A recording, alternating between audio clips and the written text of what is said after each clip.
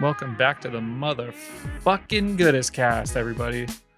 This episode, we got Front Street, Josh and Tom. We had Brian on before, and if you like that one, you'll probably like this one. Staten Island boys, wild, SR20s, S Chassis, driving close, crashing. I mean, what's not to like?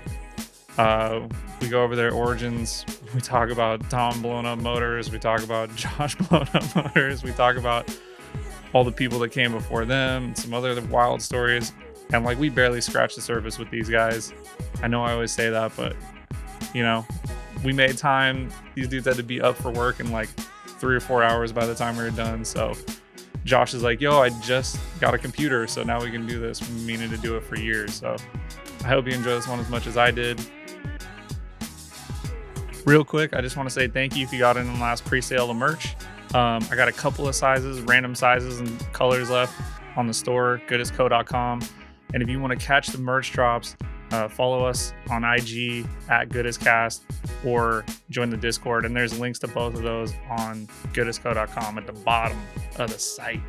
Thank you for getting in on all this stuff. Really appreciate you guys. Hey, guess what? What? This episode is brought to you by Tire Streets. You know what, dude?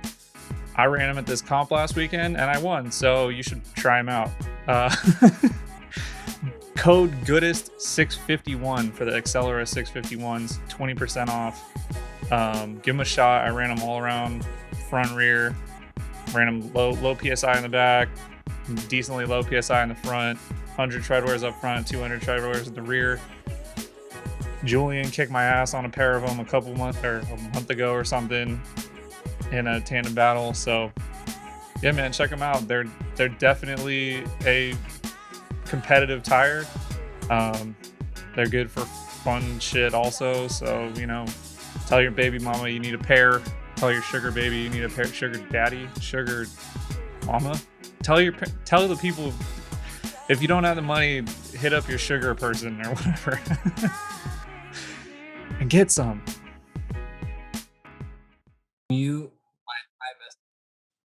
Okay. Wait, why is it recording? What? I mean, that's just how this works, dude. All right, I got it. Did it tell you that it's recording? Did it warn you? Yeah, it said recording in progress. Do you want to leave? That's like if we're like video chatting and I'm like, you know, it's OnlyFans or whatever, and I'm paying you. They don't want me to be able to. They don't want the people to know that I'm just recording sneakily, you know. Is this chat roulette? Yeah, this is definitely chat roulette. Oh my god, dude, chat roulette was rough. It was like really fun for a while, like when the penis to like random people ratio wasn't like that bad. But then there was like a point where it was just like 9 out of 10 dicks. Remember fucking chat roulette. You vaguely remember? Yeah, you're too old. Nah, that was like my shit. If anything, you were too young. I had YouTube.com. If you type in YouTube without the Y, it's a porn website with big titties.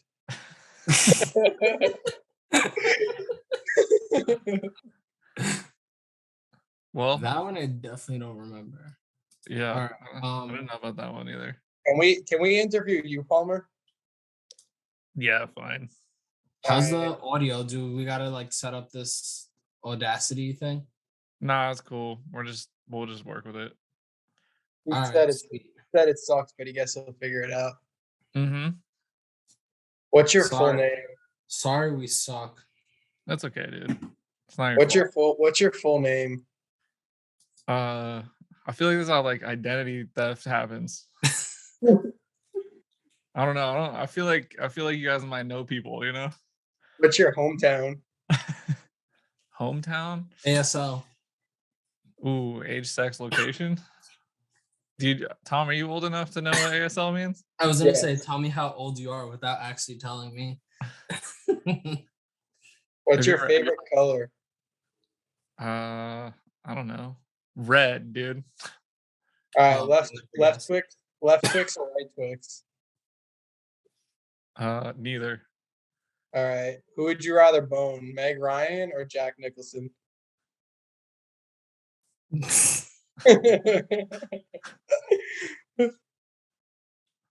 Wait, what? Is that really a question? Well, you never seen Billy Madison? Yeah. And they throw the pickles at the window, and he's like, "Would you rather put Meg Ryan or Jack Nicholson?" He's like, "Jack Nicholson now or 1974?" And the pickles start sliding down the window, and they start yelling and shit. Come on, it's classic. All right, it's bedtime. What are we doing? It's not bedtime. It's like about I to know. start. I'm fucking up. Look at his window. It's fucking shiny. I was gonna say, yeah, it's got dark over here. It'll be dark in like 45 minutes. What are we doing? I'm asking dumb questions. Actually, I'm answering dumb questions right now. Yeah, it's like kind of the opposite of what's supposed to be going on. Well, we've been trying to set this up for fucking pretty much since the podcast started. Yeah, no, I feel like a delinquent. I feel like more of a delinquent just because I never had a computer. Well, Yeah. I told him the only reason I have mine is because I bought the link and I couldn't figure out how to use it, so I had to buy a fucking laptop. Jeff Evans was you had like, that like dinosaur computer.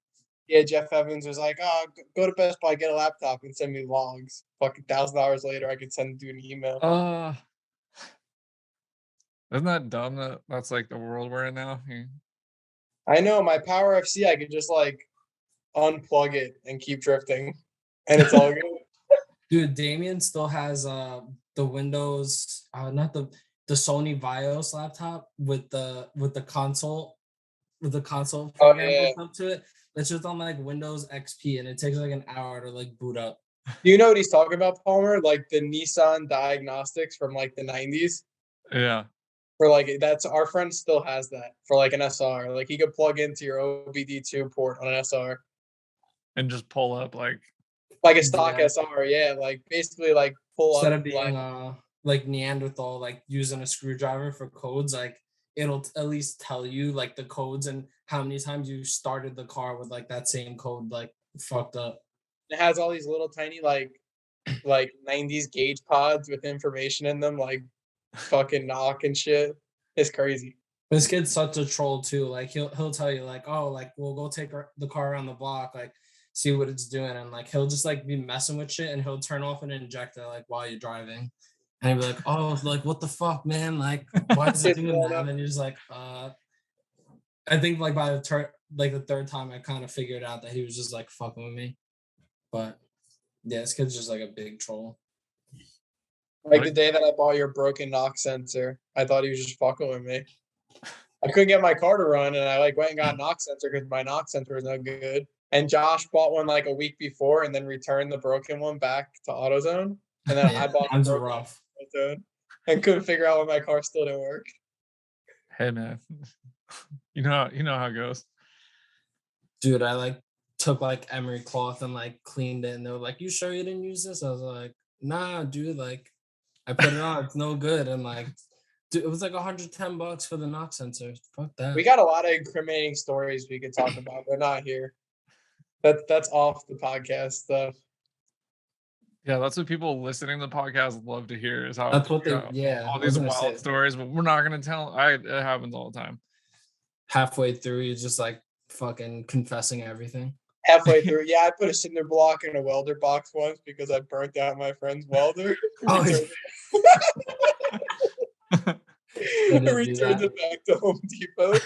Yeah, I didn't know like the whole switcheroo thing was like a thing. So this is kind of like when I first started hanging out with like Tom's brother Chris and like the group of friends that like we have now. And yeah, this kid was like welding some shit on his car, and I was like, damn, like I want to learn how to weld. Like he was like, yeah, fuck it, like go for it. So of course I start fucking with it, and then the welder stops working. I'm like, oh man, like what the fuck? And then like I guess like the ground cable shorted out.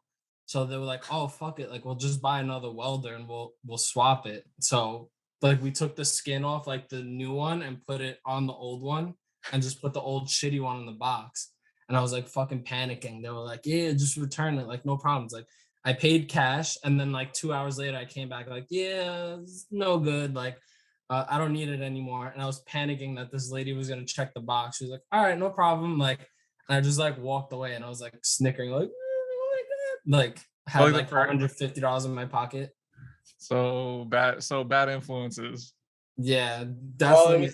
it was definitely even So like, Josh was the good kid, and you guys ruined him. yeah, we were bad kids. I mean, Tom didn't like start driving till like later in Like the last group. year. Yeah, I was always just the little kid that would run around and like yell and be like, what's going on? Like How'd you- we started Front Street, and it wasn't maybe till like maybe not even like a year into it, like Tom got his license, and then he was like, let me be on it. I'm like, all right, like whatever, kid, like shut up, you're on it. No. I had my license, but my car was bone stock. I had a bone stock like Grandma 240 with a Team Bad Salts glitter gold sticker on my fucking windshield. Oh, we're gonna go there right now. Yeah, we might as well just like air this shit out now. So before Front Street, the group was called Team Bath Salts. This is like when people were like doing like this is like before like Final Bout, like drifting was a thing. This is like when Bath Salts was like popping, like around that time. Like people were like Eating ODing people's in like faces in Florida. Florida. Yeah, like crocodile and like all that like weird shit. So yeah, we were like Team Bath Salts, and then I don't know, I guess we maybe like a year and a half, 2 years later, we're like, all right, like something's got to change. Like we can't be like rocking this name no more. And then we ended Like up, bath salts isn't trending anymore, dude. We're done. yeah. Like we look corny. Well, that It and was also even we were worse like, because, dude, we would like go to like bars and like we just get wasted, and we would just be like, bath salts, like just screaming this shit, like just fucking delinquents. It's so embarrassing, like now that I'm thinking about it, but hey, we gotta start somewhere. I like haven't drank in like maybe 5-6 years, but like I was like the 16-year-old in the bar, like the mom and dad like corner bar with all the older kids, like basically them feeding me the worst shit I could possibly drink in my life. That explains a lot, Tom. Yeah, I mean, I haven't drank or done anything crazy in like 5 years, so I'm doing Yeah, good. I can't remember a time that like Tom drank and wasn't profusely like just throwing up. Like I've seen him like throw up in a tent, like half in, half out, like throwing up on himself while trying to throw up outside the tent. Like, cause it was just like embarrassing. It happens, you know. It definitely happens, especially when you're like the young one in the group. Yeah, I was I've, like too young. I shouldn't even been allowed in the bar. I've been there. I've been I'm the trying young to, one in the group that everyone's like, get him fucked up, and you're like, what? And you're like not good at drinking. I was kind of like a goody two shoes. Like when I was a teenager, I really didn't start drinking till I kind of started hanging out like with, like our team and group of people. Yeah. I So mean, I how'd don't you even guys really drink like that anyway. It's like occasional at this point. did you guys all meet through drifting, or did you meet through something else? we all knew each other from BMX, like me, Alex, Nick, my brother, and all of them. And then they just like met Josh because I knew them like from the skate park, but like yeah, we weren't, I don't know, like Staten Island's weird. Like everyone kind of had their circles. Everyone knew each other, but like it wasn't like, like a direct, like tight-knit group. So like I knew of them. I just never actually hung out with them. And then it wasn't until I started dating, my fiance now is kind of when I got introduced to like everybody like in the group. So like Tom, Chris, like Nick, like everyone else, like they were influenced like by drifters through the BMX community. So like the people before us, like the older generation, like those dudes are like street drifting, and I don't know, like they were out and about like doing shit. So like that's how they got influenced. But like my 240 history, goes back a lot further. I want to say, yeah, it was like '08. Like I kind of got started. Dang. Yeah, it was pretty early. yeah. Little does anybody know that there's like 5 more members of Front Street besides me and Josh. Yeah. That's But okay. I've been one of those team members of Animal Style before. They're like, you're on the team. I actually had someone walk up to me and they'd be like, "Oh, cool Animal Style themed car," and I was like, I am animals. I was like, "Did you see my back window?" He's like, "Oh, sick." where'd you get that big sticker from? You print it Yeah, yourself. can you buy those? I'm like, Got it from Russia.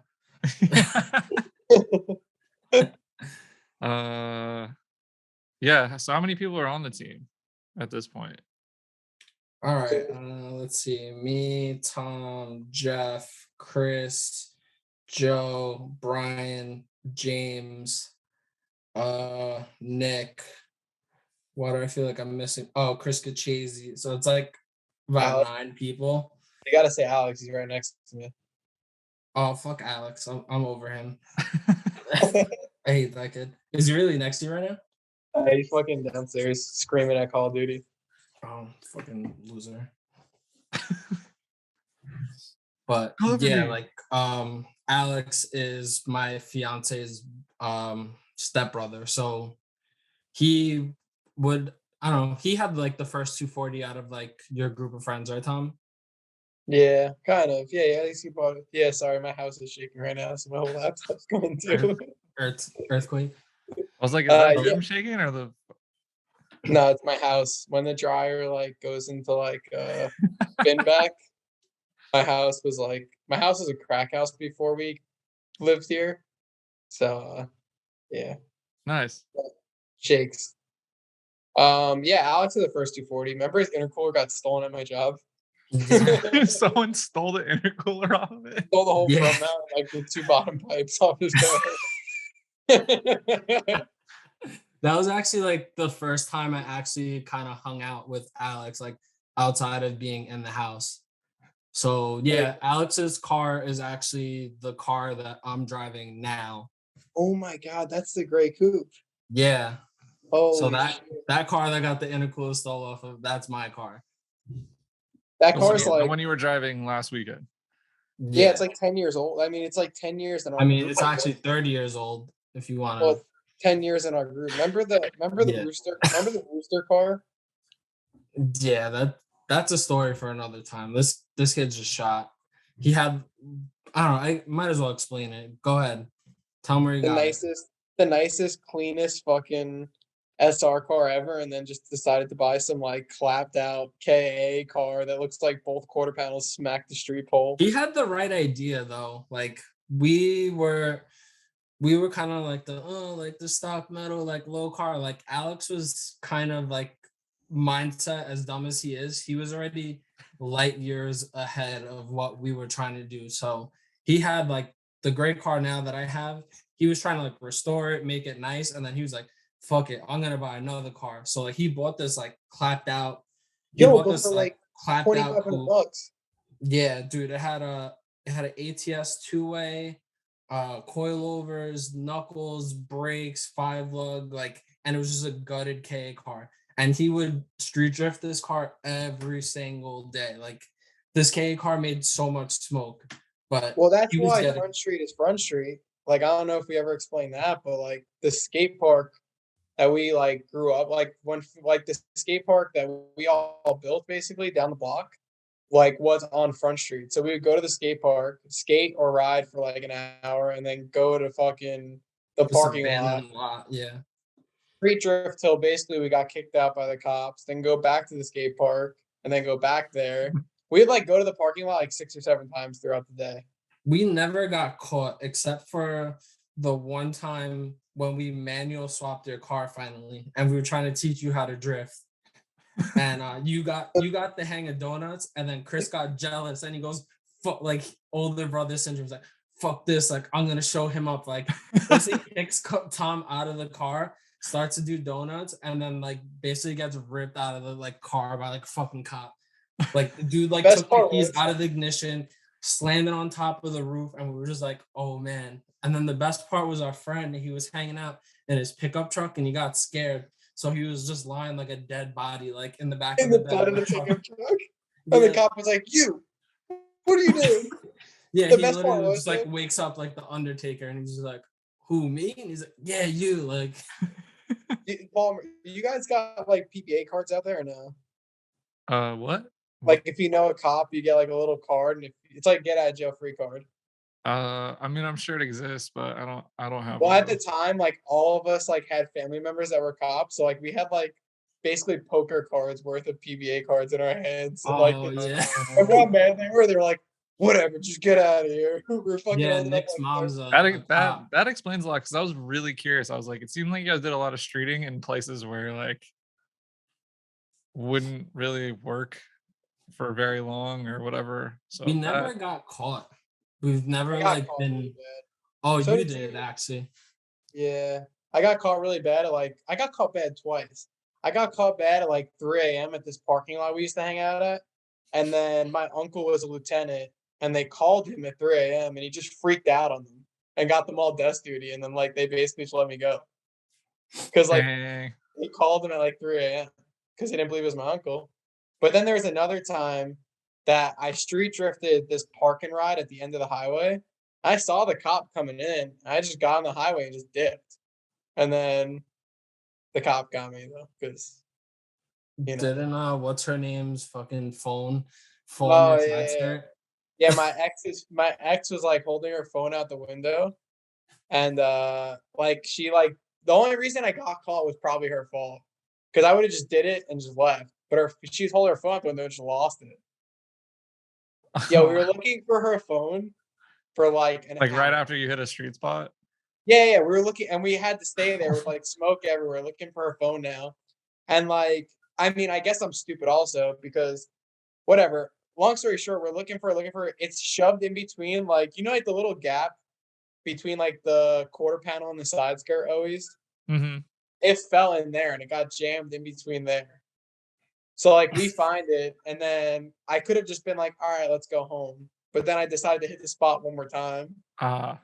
And then the cops came flying in. I just like kind of tried to dip and then like got pulled over and I was kind of just like, what do you mean? Like I didn't do anything. I was just like looking for her phone and then they're like, dude, we watched you. I was like, same thing. They just gave him the card, he got away. Remember James the 4th of July when we got like chased? When? What His did car you James' car was like still white in stock with like an NRG harness bar. It was the first car, it wasn't even this car. I don't remember, but explain. I want to hear this. We were just literally, how he like gets where he just lights up a spot and like just does not stop. Yeah. We like did that, and like this is when James first like was coming around. So the cops flew into the lot and he just panicked and just dipped. And then just like dip down the highway. And we got pulled over, got freaked out on. The dude was like telling us he's gonna arrest us, and then he's like, you know what though? Happy Independence Day. And just like No fucking way. and just like left. Dude, that's the coolest shit ever. You know who got good stories too, Tom? Fucking Ben. Like this kid Ben is kind of like the whole reason why I guess everyone kind of got into drifting. He was like a BMX kid that extremely ignorant too, like drifting, yeah. because like we probably wouldn't have street drifted and ran from cops and all this shit if it wasn't for him. Yeah, so this kid, he had like it was like Silly 80, like 35R 1J. Like that group of BMX kids, they were into like drag racing and just like being spiteful, like trying to race like American cars. So they were always down with like Japanese cars and like obscure shit, but they were always trying to race like these other like older group of like fucking hillbillies, like with these like shitty drift cars. So like their cars are always fast. So we would like go street drifting, or like they would go street drifting, and like these cops would box them in like in this spot, and they would drift around them and run away from them on the highway. Holy But the shit. but the best part about this is that this kid lives across the street from the police precinct. So they would would just see know him the next exactly day. who it is, and they would see the car like parked across the street from the precinct. And this kid would be like pulling his like R154 out like in the middle of the street, and they were like, "Yeah, like you lucky you got away last night." And he just like laugh it off with this shit like on his chest. Yo, he Dude, told me that's one story. wild. He basically like ran from the cops down the highway, like jumped, like there's this one exit that it's like a legit jump. He like jumped this jump doing like a $150, whipped a left turn, stole someone's jet ski cover, and just like parked it in their driveway and threw a jet ski cover over his car. Like he had no idea who the person was. So it's just like a game for him, and like the cops kind of, I don't know. Like I feel like in Yeah. California, you like do any of that shit, it's like they want to It was weird though. Like our like hangout spot like was called. It was like this country donut spot, and it was like the end of all the highways. So like we kind of knew the highway patrol cops. Like they all knew who we were. Okay. Which could be a bad thing also, but like it kind of worked in our favor if you knew the right people. Yeah. Like you know what I Except for mean? Like Vinnie. yeah. Yeah. This kid posted he was like teenager, and he posted a picture of the cop like at the country donuts, like getting a donut, and he wrote like oink oink on Facebook. And somehow like that cop found out through mutual friends that he posted that picture, and maybe like a month later found him on the highway and banged this kid out for like 10 tickets. Yeah, like wrote him a book. Yeah. I mean, shit happens, I guess. Yeah, but like, I mean, Ben wasn't even the worst one. Like this one kid, Vinny, that I guess like you know Vinny Formastano like well, right? For the most part, yeah. I mean, I've heard the stories. Yeah, he more grew up with like my older brother, so like I knew him pretty well because he's always at my house. But he would like build like basically like 1,000 horsepower SR on a stock motor, and like race these hillbillies, win, melt the shit, and then just go to the depot the next day and like drag a motor and just throw it in the back of his truck and do it again. He had the point where like the depot guys were afraid of him. He like would go there and basically like chase them around. Like he'd be like, "I'm taking this motor for $500," and they'd be like, "No, you're not." And they'd be like, "Yeah, I am." And they'd be like, "No, you're not." And then he'd like pull his like whip pants his down. dick out, yeah. Yeah, and be like, "I'll fuck your face right now. You give me this motor. Give me the motor $500. I'll fuck your face." And they'd be like, "All right, just get out of here. Take it." But like these kids are like straight hillbillies too. Like they would strap like an HX35 on an SR with the stock math, and then like use like the SA like the SAF, like the Pexi SAF to like dial the shit out. They would like melt the motor and be like, "Oh, this shit's fucking dumb," and like go get another motor. And then eventually they just all moved on to like JZ's. So Yeah, like that kid Ben, he had a SR, and then that guy Vinny was like, "Oh, like you're such a pussy. Like just put a JZ in your car." He's like, "You won't." He's like, "All right, fine." Like put a 1J in his car, got it running for like 2 days, and he's like, "Oh, you're a pussy. Like you just put a 2J in the car." I was like, "All right," and then the kid put a 2J in the car. Like it's just a lot of like, coaxing. you know, like the depot stories though, like where like you get a motor back to your shop and it has like no compression. Yeah. Like, you know, like sketchy depot shit. They told me like back in the day, like one of them got one of those like no compression motors and they just backed the truck up to the loading dock full speed and like slammed the brakes and let it fly out the back and then just grabbed another one and just threw it in the back of the truck and just like left. Like shit. How do we even get into this shit? We're like so far into like the realm. So right far, now. it's like nothing. Nothing at all, yeah. I had a bad depot motor. But my brother, remember the one that had the spider and the piston rings and oil pan? Yeah, Chris had a fucking tarantula. Like it was bigger than the oil strainer. Yeah, we like, popped the oil. Yeah, we popped the oil pan off, and there was like there was piston ring and tarantula. Like I wish I had a picture of it. It was a little, if not bigger than that.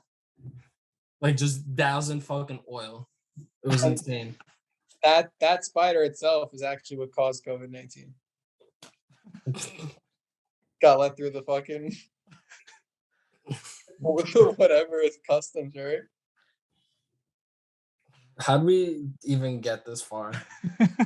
I don't know. We're going into the origins, dude. Yeah. How I've blown up about 30 SRs.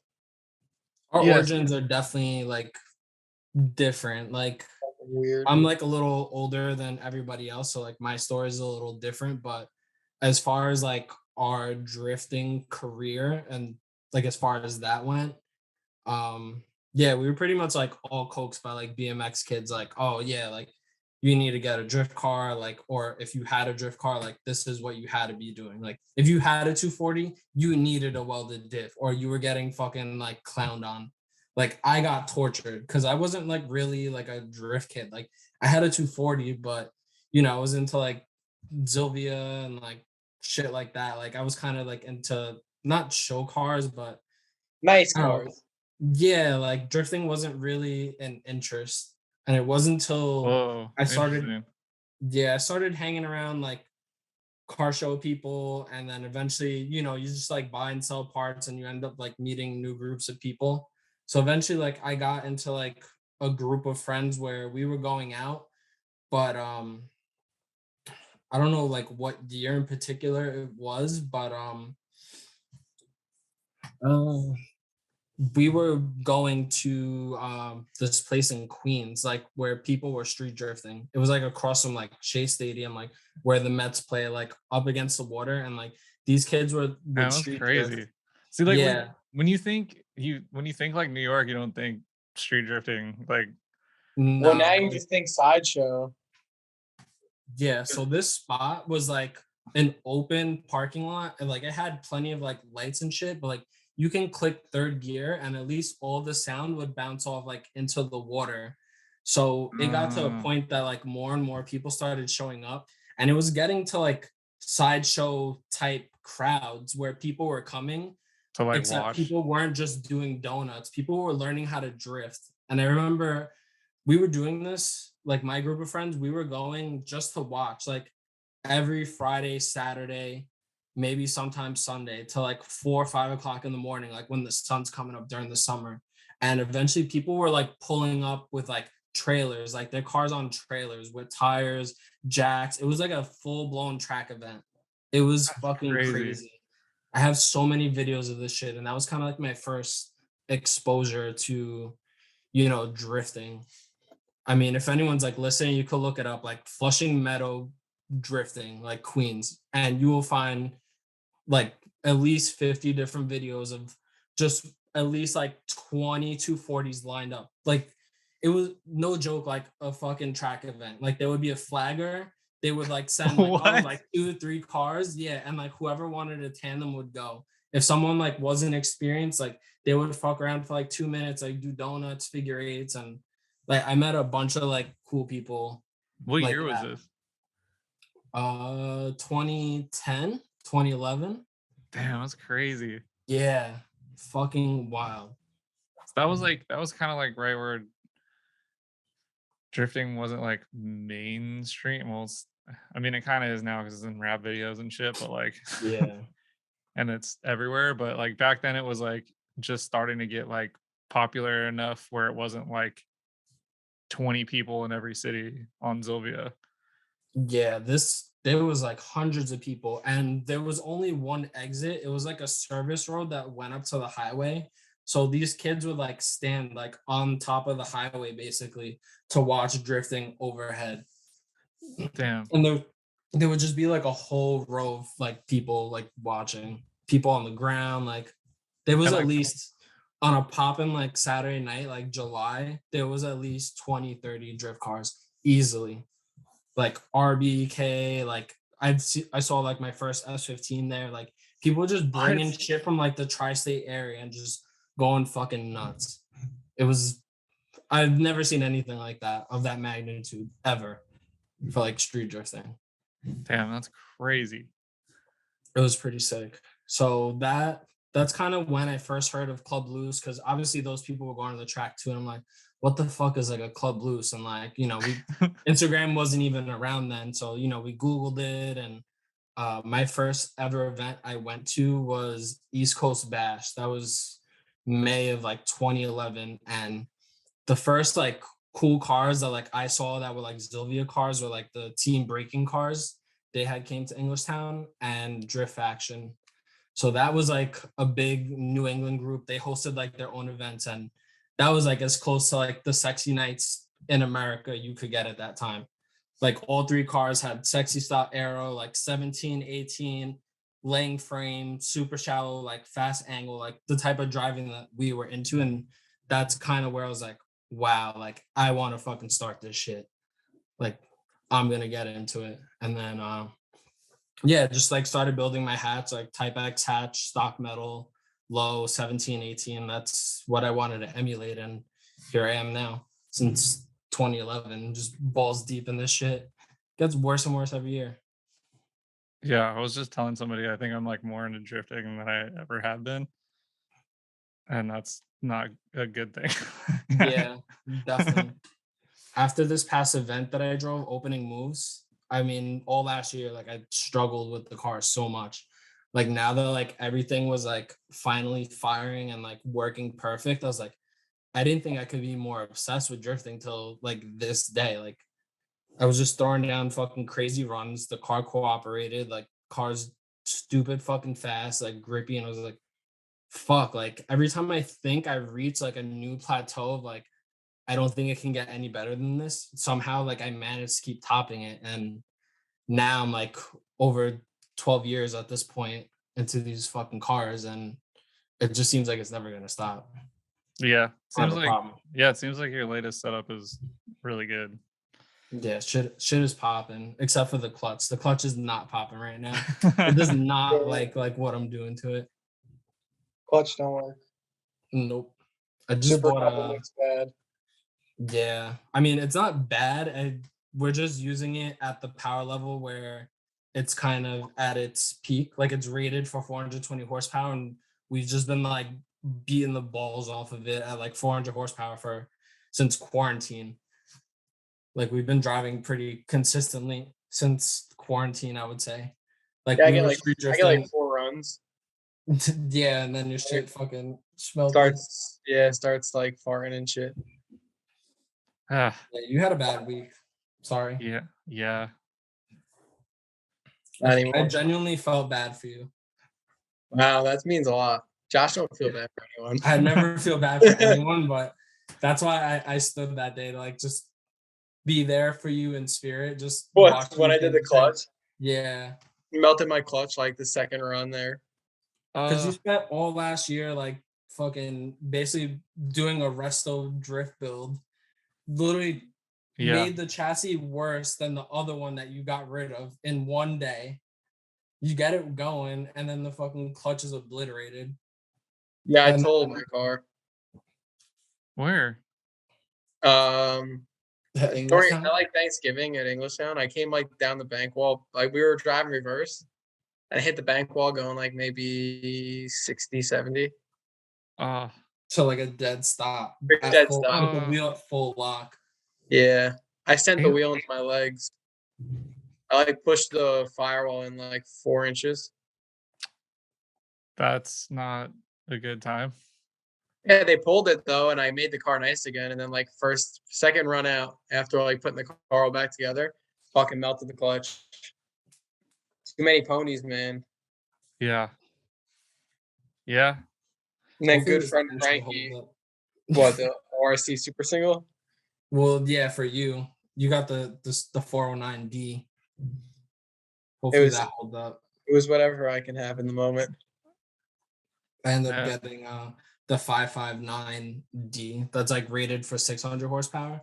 I was trying to get the copper mix twin plate, but it was like out of stock till like June. I was like, I'm trying to drive like ASAP, so fuck this. And it was a couple $100 cheaper, so I like the chatter.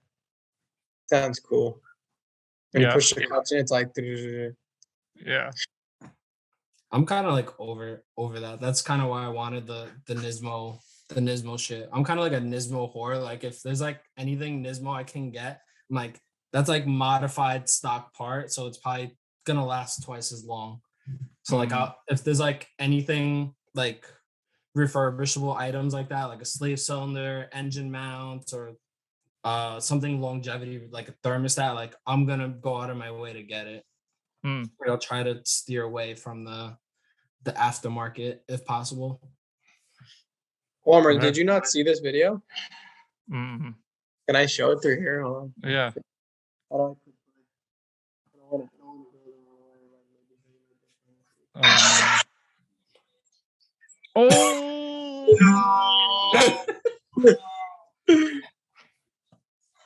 Yeah.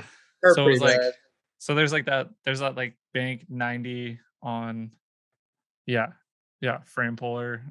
It was pretty bad. All that shit. I got payloaded off. It was kind of sick. I've been waiting to get payloader off the track for like 8 years. So. I love that that's what you're excited. You know, Tom, you're really good at finding the positives and things. I'm not gonna I gotta stop moving because my fucking camera's going nuts right now. I forgot it's on my lap. you gotta find the positive in thing because there's just so much bad shit that happens to me that I gotta be like, well, that was Yeah. cool. Yeah. I remember going, so when we went to BMI, Oh my god, I forgot about all that. and like first off, there's a dude with a fucking turtle and like set it on your valve cover while you guys were like trying to fix your car. That was a whole fucking weird situation. But like just like one of your friends is like fucking like stick welding your manifold back together. Wait, but And do you then remember as soon as you guys got there, Aaron was like, "Yo, let me come for a ride." I was like, "All right, like let me just literally like car, like the first 5 minutes of the day." I was like, "All right, yeah, let me check my tire pressure." Check my tire pressure, go out. I literally just ripped down the straight and shattered like 3 rockers. Remember? yep. Like the first run. Yeah. Oh yeah, because didn't you have Yeah, I fucked your up. rev Yeah, I limiter fucked up. set to Hard ignition cut. hard ignition cut Yeah, on stock SR head?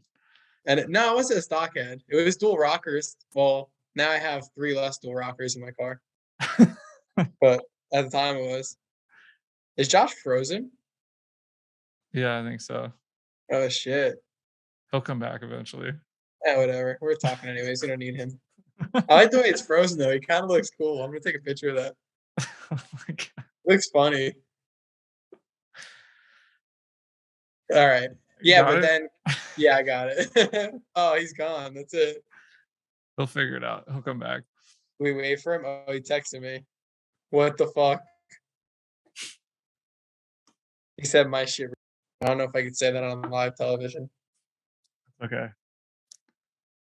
Um. Anyway, we'll focus on you now. He'll come Okay. back. Yeah. How did that go? I shattered like 2 or 3 rockers. Um, Hmm. then I cracked my manifold. I cracked the flange off the manifold. We welded that. Something else happened. Oh, then my power steering line broke and like lit my car on fire while we were doing the competition. And then I yeah, but fell you guys, asleep. well, like during the comp, you guys drove good, so Yeah, it worked we for were that. And well, then my car. day two, you like went out and did you blow a I lost transmission? I lost third gear, Yeah, and then I was like, "Fuck it, I'll keep driving." And then my transmission locked completely up and shattered my diff. yeah, And then I had to go hit the trailer and bring my car home. yeah, Can I be seen? Am I on here again? yep, Are we good? Yeah, I got a yeah. really cool picture of you frozen. You're like, Uh,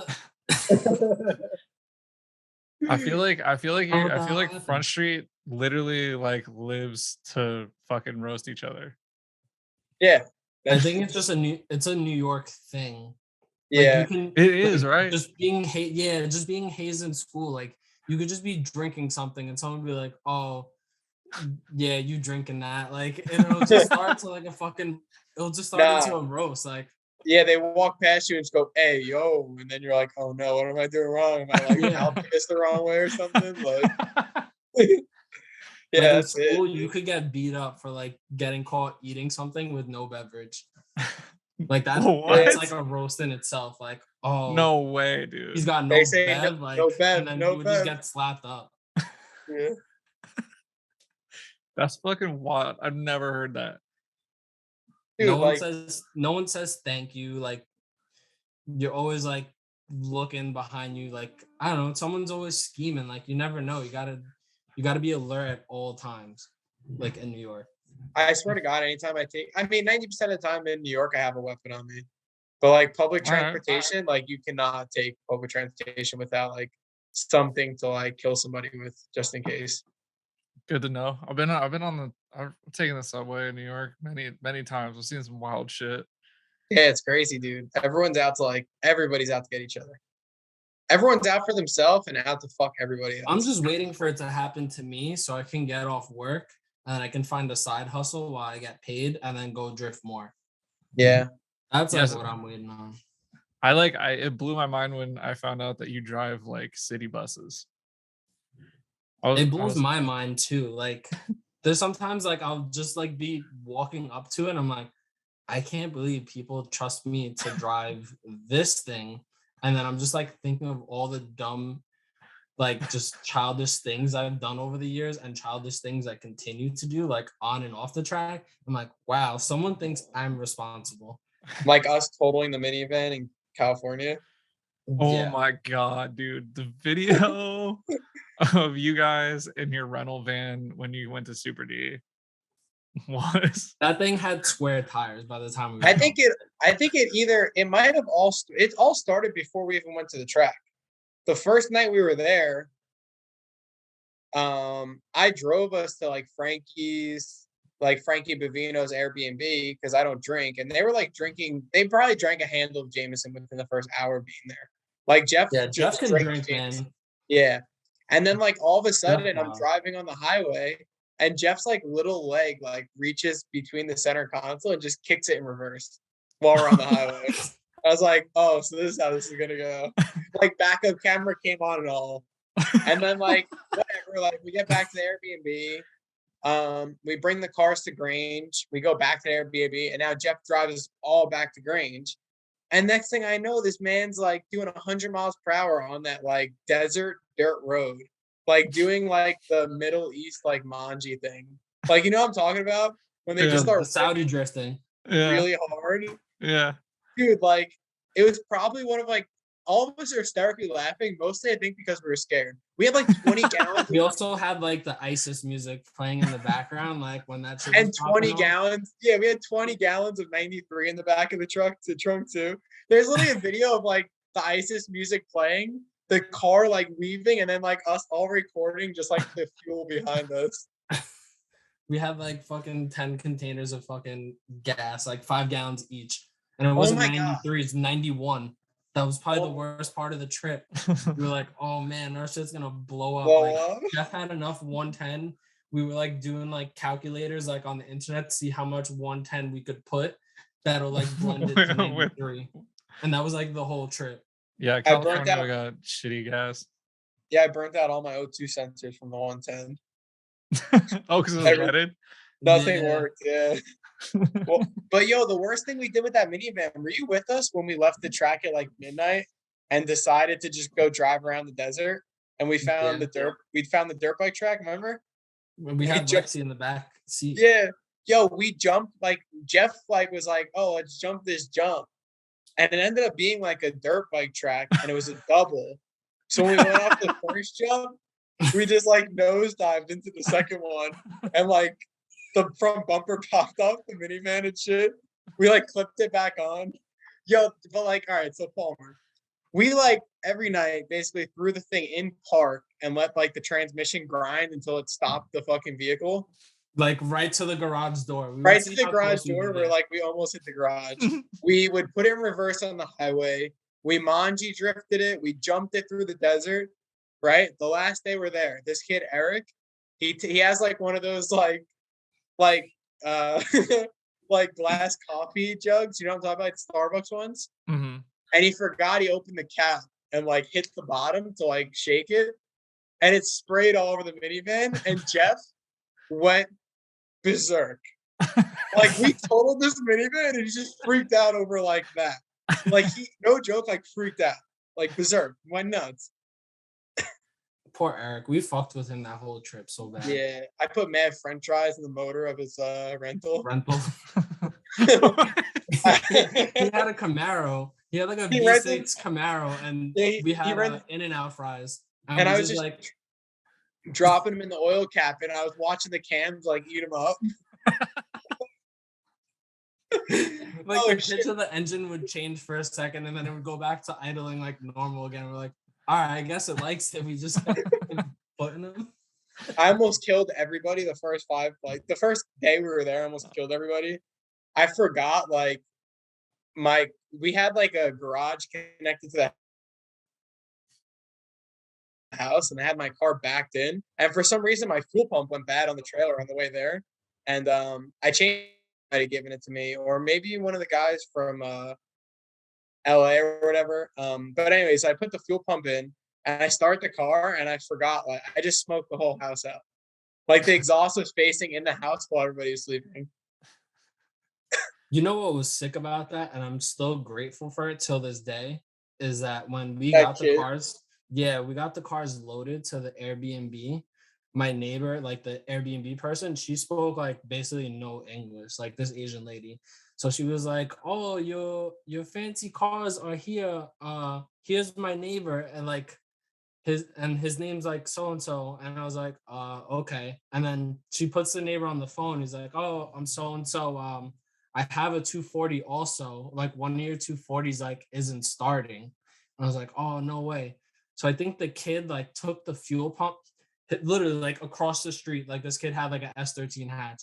He took the fuel pump like out of his car to put it in Tom's car to get To it get it off off the the trailer. trailer. Yeah. What? Wait, did It was that just like actually fucking happen? fate. Oh Dude, that's shit. so cool. And Yeah, we're like, this oh I wow. had Like, no yeah, I fucked up. I had no gas. we also didn't know how bad that neighborhood was till we got there. It was like Yeah. maybe like an hour and a half like in, we're like, something's like not right. Like we were like walking down the block, like the same block that like we have Where our was it? fucking Victorville. Victorville. Oh yeah. All right. It was like, yo, dude, it was like GTA. Like I felt like I was in the new GTA. Like where you start out in the desert. Yeah, Yeah. like the Yeah. Trevor, like That's Trevor like people. that's what it's based on. Yeah, it's kind of crazy. Yo, remember the next day though? Like I had no idea. So I didn't realize that we were on like a dead end block. And I got in my It was car. I a was like, oh, cul-de-sac, it was a cul-de-sac, yeah. So it had like like one of rocket those power. really, yeah, like those really tight left turns at the end. They don't have You know what I'm talking about? cul-de-sacs and fucking. No. No. So like it had a really tight left turn at the end, and like my dumbass gets in my car, and I do like a fifth gear pull, and I'm going like 100 miles per hour. And my boy Joe's like, dude, the block, it's ending. And I was like, oh no. I locked up like all four wheels, basically like Formula Drift entry, like smoke screen the whole end of this block. Somehow managed to make a left turn. I didn't Didn't know that the block had a fucking left, but it did. I didn't know the block had a tight ass left turn. So like I'm going like 100 miles per hour, basically like smoke screen the whole neighborhood. Make a U-turn and like go back to the house. And I'm like, we need to leave right now. Like we need to get out of here. He passed the house, like clicked third already. So he was moving. Like he was out, and there was still like another 8th mile left of the block. And then we just never saw him again. Like it was just the smoke screen, and then we heard the car drive away. We're like, where did he go? Like we couldn't see that far that it was a left turn. We just saw that it was a cul-de-sac, and we're like, all right, like he either went through this house or he fucking vanished like Marty McFly. Like he's gone. Like he hit the fucking 88 miles an hour. It was insane. Do you guys Yeah. literally like? Do you guys? I feel like you guys fucking have stories about everywhere you've ever been. It's we have because we have too fun. many, we bring too many people, so there's just too much shit like going on like at once. Dude, Somebody once called you guys the Wu-Tang Clan of drift teams. I everyone don't know if thinks we're that's a crazy. compliment or I think it was a compliment. We're normal. Everyone thinks we're fucking nuts. We're just like I mean, some normal dudes. Yo, that Yeah. night try to though, be normal. remember that Super D when we had the donkey mask? We were running into the fucking punching bag at yeah. So Yeah. you know, later that night, that dude and like the other dude with the donkey mask basically drove their rental onto US Air. Like, We yo, won't name any names, but we're like chilling in the hotel, and all of a sudden we get like a video in our group chat, and they're like, "Yo, we're on the track. It's like 3 a.m. pitch black." Fuck. with the fucking minivan or whatever they had. The very Nah. like Oh yeah, the minivan. a long time ago, Sonoma Drift threw this thing called Summer Jam, and it was like the very first one. And I didn't drive in it. I think Julian drove Al's car, and then like I don't know. I wasn't even really friends with him at the time, but me and my friend came and we threw like a fucking party at the track because they had camping.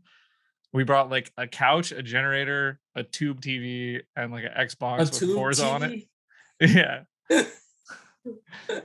And we had like Forza set up like in the fucking shitty like camping thing, and we brought like in the bed of the truck, we brought those things and like just like a million fucking racks of like I don't know what beer we got.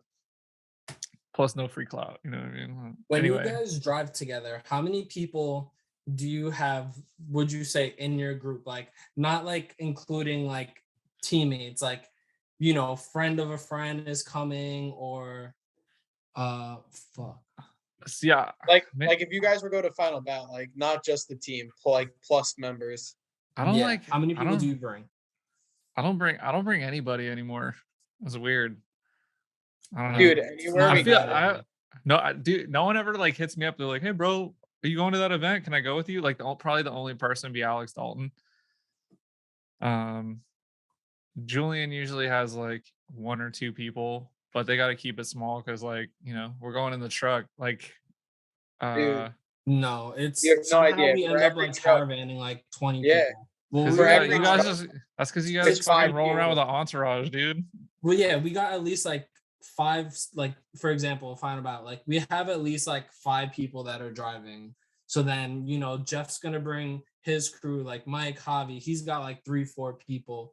Then, Yeah, you know, we'll have Connor and like our like friends and like media that come with us. That's like another 4 or 5 people. Then if girlfriends come, it's like plus one, plus one, plus one. And then before you know it, there's like 20 people in 2 rooms. And like, how the fuck does this keep happening? Like, Yeah, it every happens single place, all the time.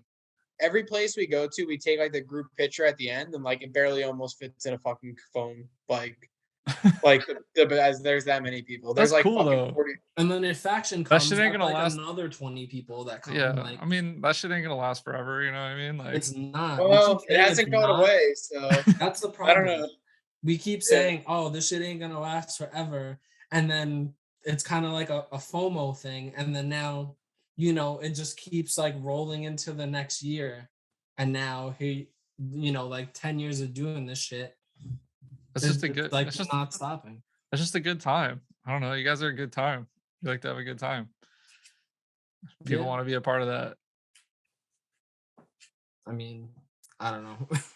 Sometimes it's a good time. Sometimes like some shit that I wish didn't happen is going on, like some sus Yeah. shit. But It's a lot of that. I mean, I don't know. I don't know where I'm going with this. Like, it could be good or it could be really bad. Yeah, it could be It's, like fun or it it's could all. be very, very crazy. Or there's like, It's always or like, memorable though. yeah, but the group sometimes splits too, where we have like the mature part of Front Street, and then we have like the me, James, Johnny, Mike, and like we're out till 5 a.m. and we Nick. see Nick, and then we see everybody the next day, and we're like, and like people are at the track and like, yo, you guys were crazy last night, and then like half the team's like, oh no, like what the fuck did you guys do last night? Like, Yeah, like either half the team went to bed or or we're fucking all they going just nuts. didn't sleep at all. Mm-hmm. If I'm not driving, I can get a little wild. I don't even drink, and I just stay up till fucking 4 a.m. somehow. I remember. Yeah. I I honestly remember. won't go to an event if I'm not driving. I Yeah, can't me either. watch drifting I except for can't. when we went to Meihan. That was it.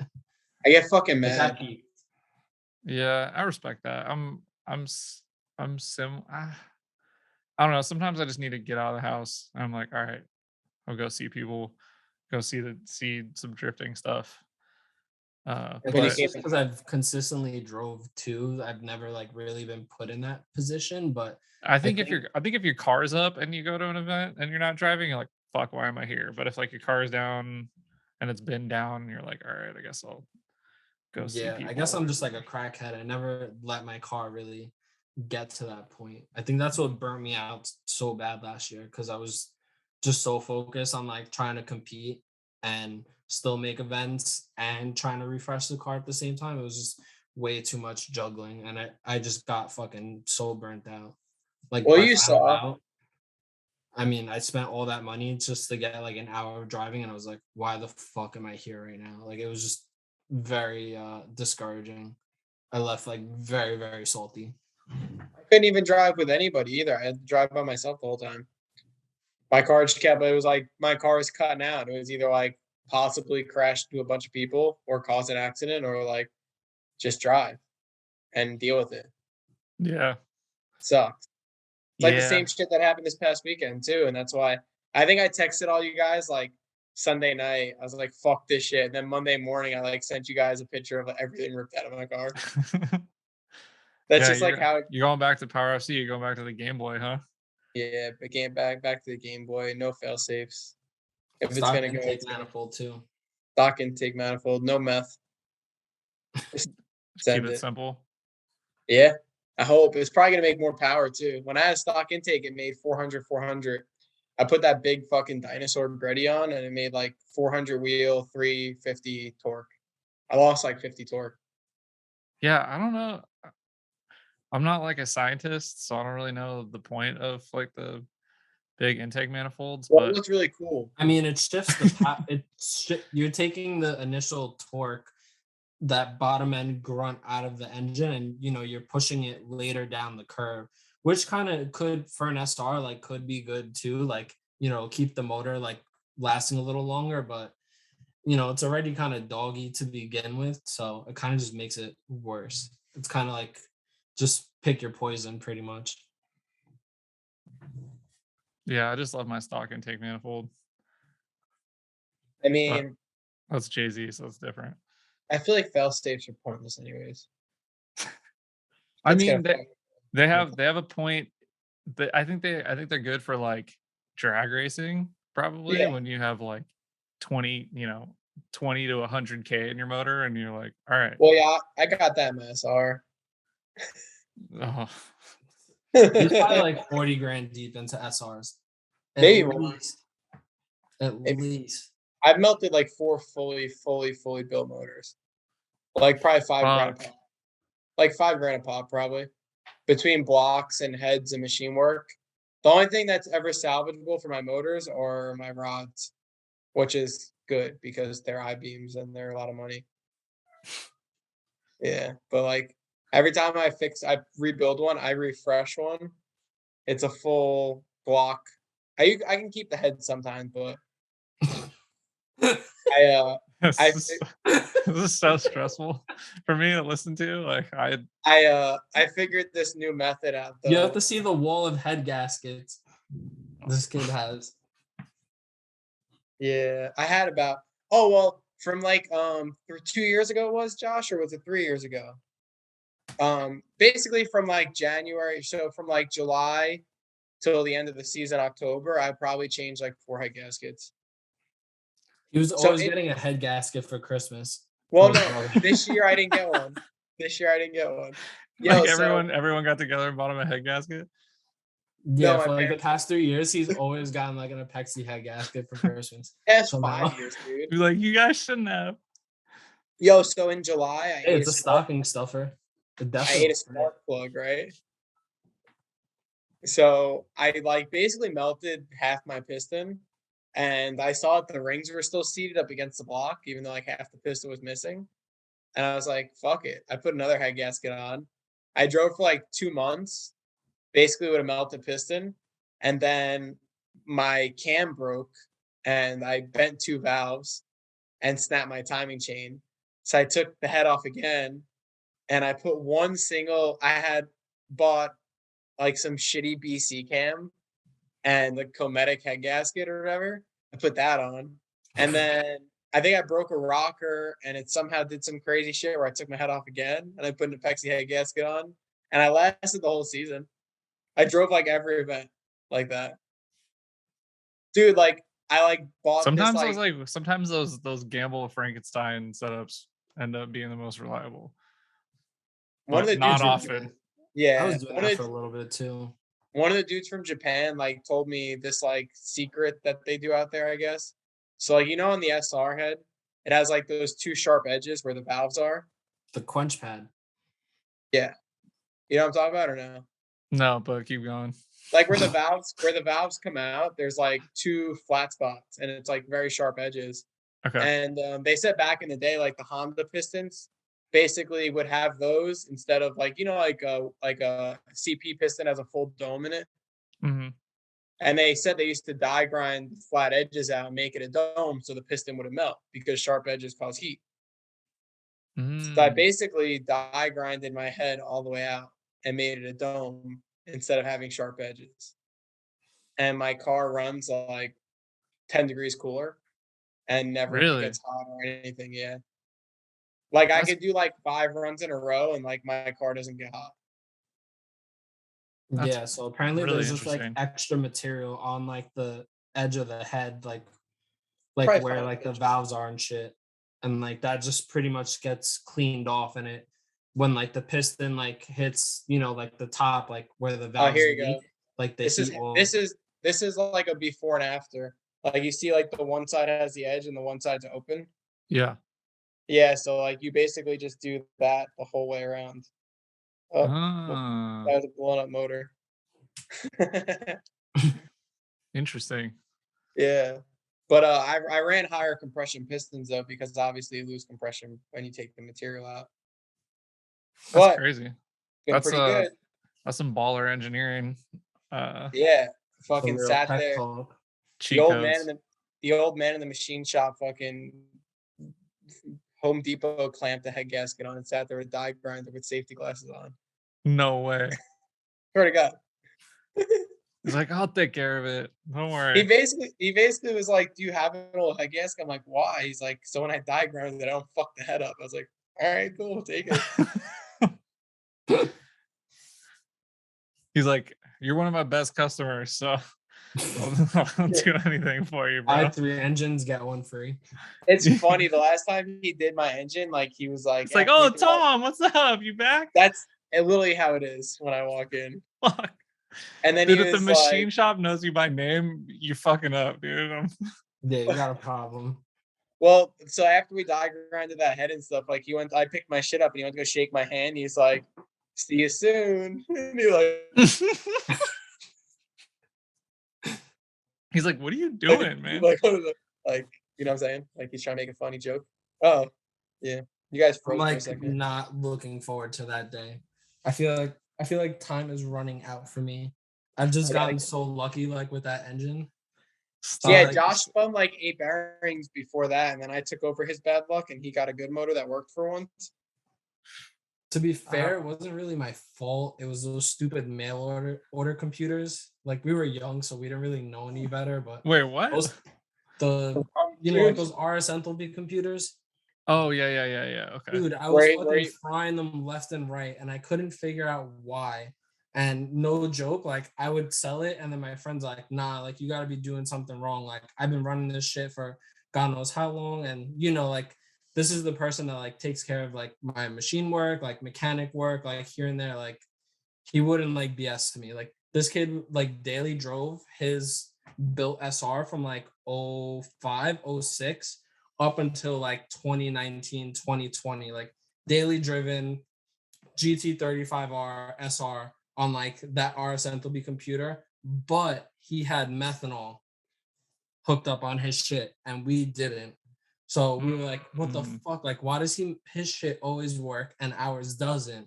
And he would drag race this car. Like, he would drive this thing down to Florida for fun, like with the AC on. Like, car never fucking skipped a beat. It went through 4 chassis and the motors still stood the same.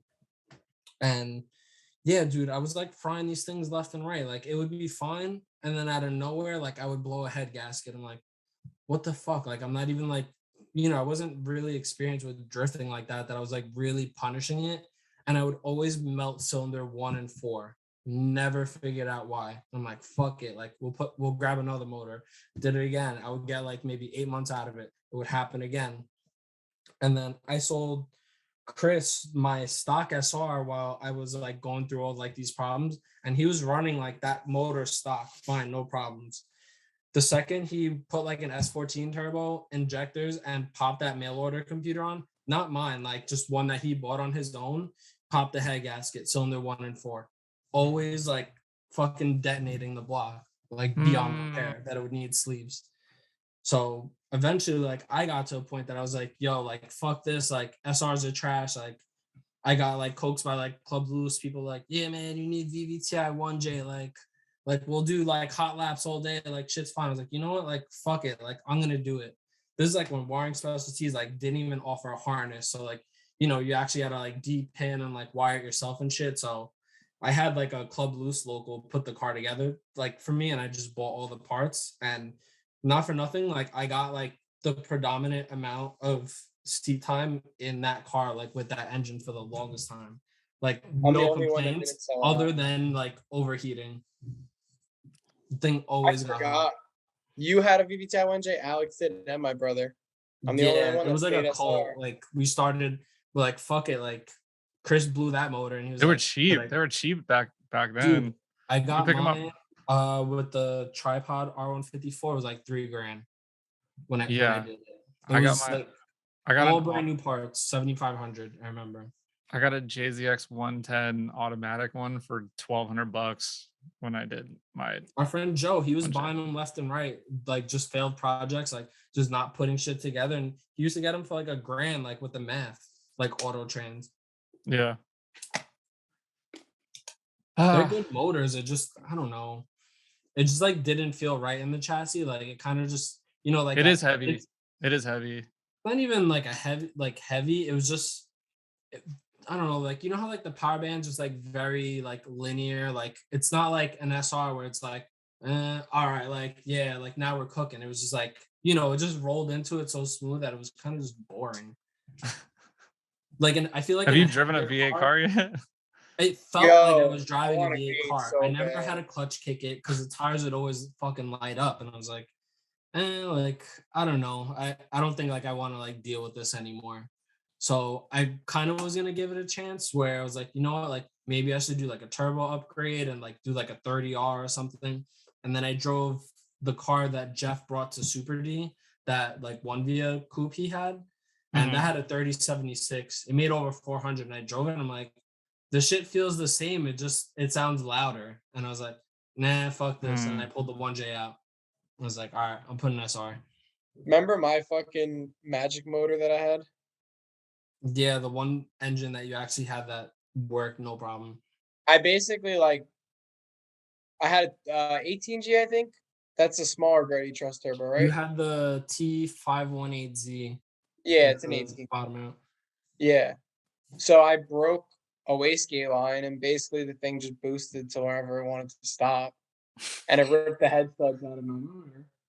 So I like basically gave the motor to like, get built and whatever. Like it takes time. And then Super D was happening. So this kid's like, yeah, I blew my SR up. Like, come get it. If it has a blown head gas, give me $400. I'm like, okay. He's like, it has low compression. I was like, okay. And then I get it. It ends up having a giant Apexi head gasket on it. So like that's why it had lower compression. And he's like, well, it was misfiring really bad. And like I like go to loosen the intake manifold and just every single intake bolt to the head itself was Was just straight. loose. Yeah. Oh shit. So I basically just like helicoiled the bad ones and like put a gasket on it and put it in my car and then had my tuner tune it. It made like 320 wheel. And I banged the limiter doing a burnout all like the whole Grange track. Like First literally gear. like second gear, like or first gear, whatever it was, just like on limiter, like 7,200 the whole entire track. Like the whole track, and it never fucking blew up bad an eye. It was like a 6-minute burnout because you were just going so slow, but it was dong, dong, dong, dong, dong. And we're like, all right, we get it. And then he just did the whole track in first gear. Like this was like after we placed, so we were like by the little house on the street. So he started from there, like first gear donut, and then just did the standstill burnout through the whole track. So it probably took him like 5 minutes to get across the whole track. And we're like, And then his it dumbass worked. pulled the motor out once the built one was done, and that was that. Here The we built are, one. still not with a working car to Yeah, this but it day. haven't blown the motor up. Wait, so is that built one the one that first built? Oh yeah, that was. So how I figured out that I really fucked that motor up bad is all the freeze out plugs blew out because all the boost got into the combustion, like the boost got into like the coolant chamber and just blew like 30 pounds into it and fucking shot them out the back. So the machine shop fucked up and they put like standard American size freeze out plugs in there and egged the fucking block out. So it was just cursed. Like I got the car dynoed, it perfect, whatever, made like 350. Me and Josh went to Thompson Speedway in Connecticut. First lap, the car's like overheating. I'm like, what the fuck? I pull out, I look under the car, and the coolant's just coming out. The worst part was it was the freeze out plug in the bell housing every time. Like, I'm like, why is there coolant coming out of my fucking transmission right now? So I take the motor back out. They're like, oh, the machine shop's gonna put an OEM one in for you. They're gonna do it right. I was like, okay, so I give it back. They do it. Put the motor back in the car. We're at the part. Remember, we're at DMV, Yeah. street drifting. All of a sudden, my shit starts overheating again. I'm like, no. And then antifreeze out of transmission again. So I take the motor out a third time. You know what I did that time? Me and my friend Ethan welded an aluminum plate over the freeze out plug hole. like a big circle plate just over the. I remember too, because this is when you had my truck. You had it like in the back with like no flywheel, nothing on it, and you guys welded it from like the inside of the truck, like just Inside the truck still. Like, it was literally still sitting in the back of the Suburban, and we were just welding in the Suburban at the time. And then that thing exploded like a month later. I mean, I'm surprised you guys still drift, honestly, but I'm happy that you do. Hey, this motor hasn't. I don't know. I mean, I had bad luck for a little bit, but then after I put the 1J, I haven't like popped anything since.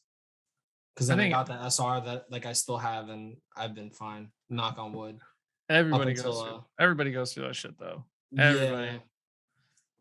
Like, especially when you have like anything custom, like super custom, like build motor, or like, you know, fucking XYZ. Build motor scare the shit out of me. Me too. I'm just like, I rather like blame the manufacturer, like if something went wrong, than like potentially start pointing fingers, like, oh, like maybe this wasn't done correctly, or like, you know, this isn't right, or maybe that wasn't torqued, like taken off and then retorqued again. It's like, I rather just have peace of mind knowing that like the motor's a piece of shit and like it broke because of that, than just point fingers. I think every single one of my melted motors has been tuning issues. Cause then I look at the fucking timing map and it's like, oh shit, somebody tuned the JZ with my SR. Fucking shit is so aggressive. The problem is people like hear built motor and they get horny and they're like, ooh, I can do whatever I want to this thing. No, it's still an SR. Still has to be fucking, you know, like. Tom, if I were you, I would just start tuning my own shit. I would learn how to do it. You're a smart dude. I tried. It doesn't work. Okay. Nah, we got a good dude now. Yeah, okay. Yeah. Our dude now is really good. Our dude now is gonna like help me out with the link and stuff, but the rev limiter is just, I don't know. There's just so many different things that I hate about it. You know how it is. Yeah. Just I'm stuck. I'm stuck in my ways. Yeah. It's crazy to me that I pulled out a harness this big though worth of like fail safes that did nothing for me. It was just because we drove last weekend. I told Tom, I was like, get in my car. And we just went lap after lap after lap. And then, you know, just like the Power C has that like aggressive limiter. Like I would just like throw it, like steer into the faint, and it's like already popping limiter. Like, so it would like, like I'm already steered, and then just like clutch kick. And then it's like, like already. And Tom's like eyes are lighting. I was like, fuck, I gotta put this shit back in my car. Like, yeah, you thought I was kidding. I fucking literally sold the shit the next day. I was like, fuck this.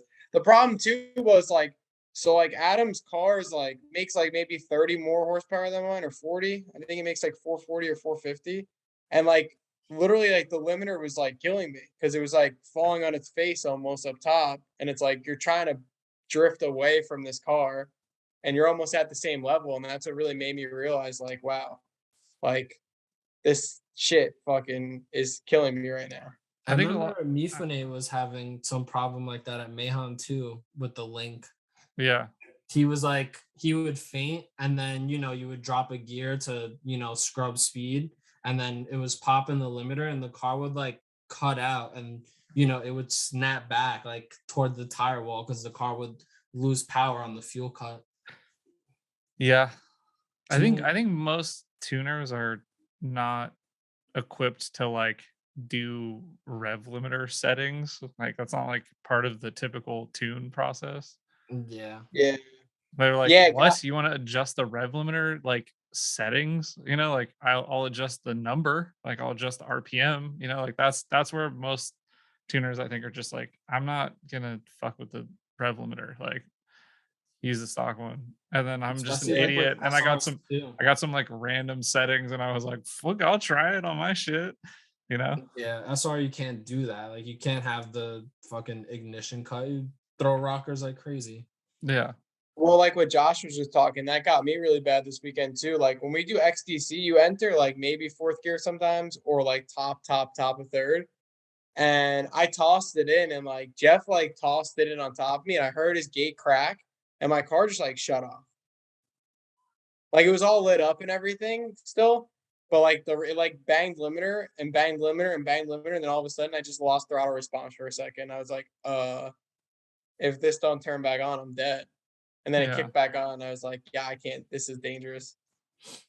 It's a hazard, like no matter like what position, whether you're the lead car or the number 2 car, because like Yeah, like someone needs to tell Link like that shouldn't be the fucking default. Like I know it's like real safe or whatever, but it's like it's not like if you're primarily trying to sell to drifters, like you need to fucking give an option because like the G4X, like the newest one, the rev limiter on that shit is like undrivable.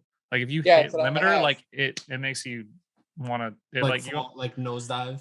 yeah Yeah, yeah, that's what I have. It's terrible. Hey, yeah Link, if you're listening, fix your rev limiter.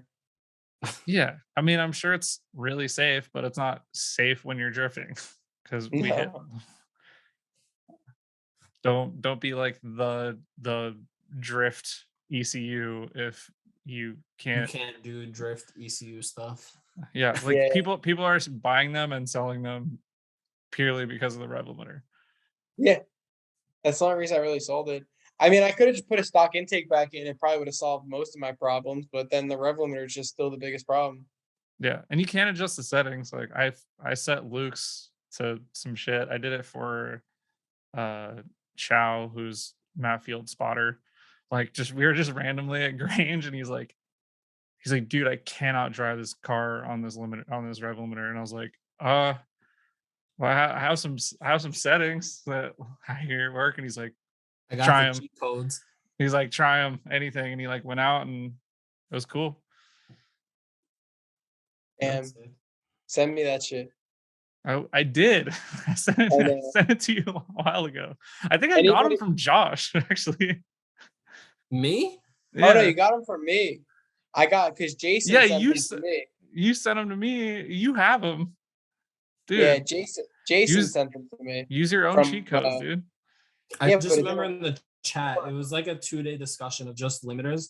And then it was just like fucking Palmer like talking Ebonics with fucking Jason, like with limiters, like, yeah, you gotta like set this to digressive, blah blah blah, scale this. And I'm like, bro, I just got the Game Boy. Like, you guys trying to replicate I'm not gonna 30-year-old lie. technology. Power FC is amazing. Like Let's be real, this shit is trash. It looks cool. Julian's car didn't even have a air intake time sensor hooked up for 3 years on his shit, and it still was fine. Like, I mean, I don't Oh, think so it. I didn't mean, need to that's buy it. that $100 sensor. No, you absolutely fucking Yeah, need you it. need that. All It's right. just there's definitely some problems included in that. Like, but I think they're forgiving.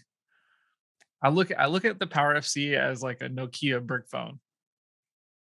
It's tried and true, man. It's the Nokia brick phone of ECUs. It's a Dude, Supreme this prepaid is phone. Like you could play fucking Snake on it.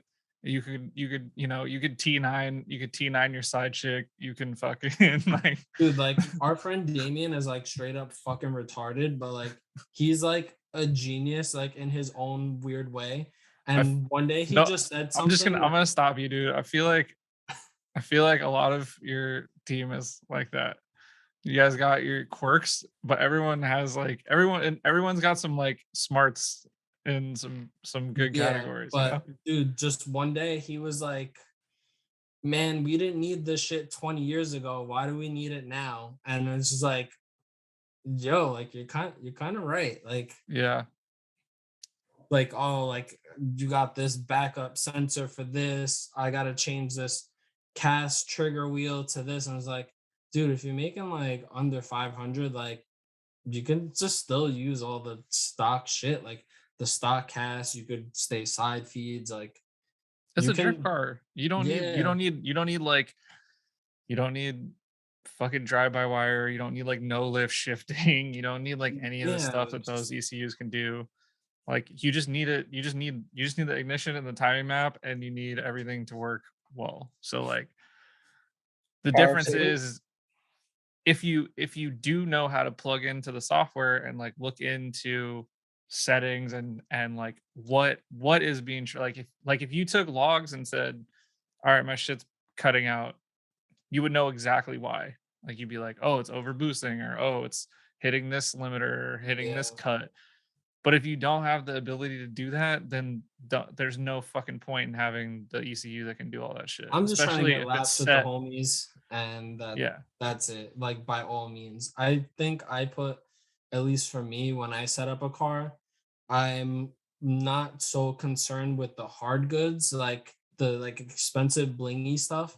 I'm always thinking of like the doomsday, like what can go wrong, like will go wrong. Like an example would be like a coolant hose that looks like it could chafe on the intake manifold. Like I'll get paranoid and I'll cut like another hose and I'll stack it on top of that hose, just like in case like it does rub or like something along those lines. Like I'll make sure like I have fresh clamps, like fresh coolant hoses, the Damn, wastegate fresh lines. clamps. Yeah, like everything's got to be like new. Clamps are easy to come by around here. Wonder why? Because I steal them from work. Yeah, no, I got a plug at my job, and I just like I got like all like the T-bolt clamps, like like the stupid like T-bolt clamps that like will come with the kit, and it's usually like either a 10 or an 11 mil with like the Yeah. stud sticking out. Like I Yeah, got the yeah, yeah. ones that like come off the bus that are like just like M6, so at least like it's a 10 mil and it doesn't have Yeah. like any serrated like edges, so like they clamp like super fucking good. Like they won't bottom out or like strip. Like Well, how those ones work is it has the spring on it. So as you tighten it, the spring loads up. So you can like snug up the spring and it's tight, or if you like gun it on, it's still tight. You know what I mean?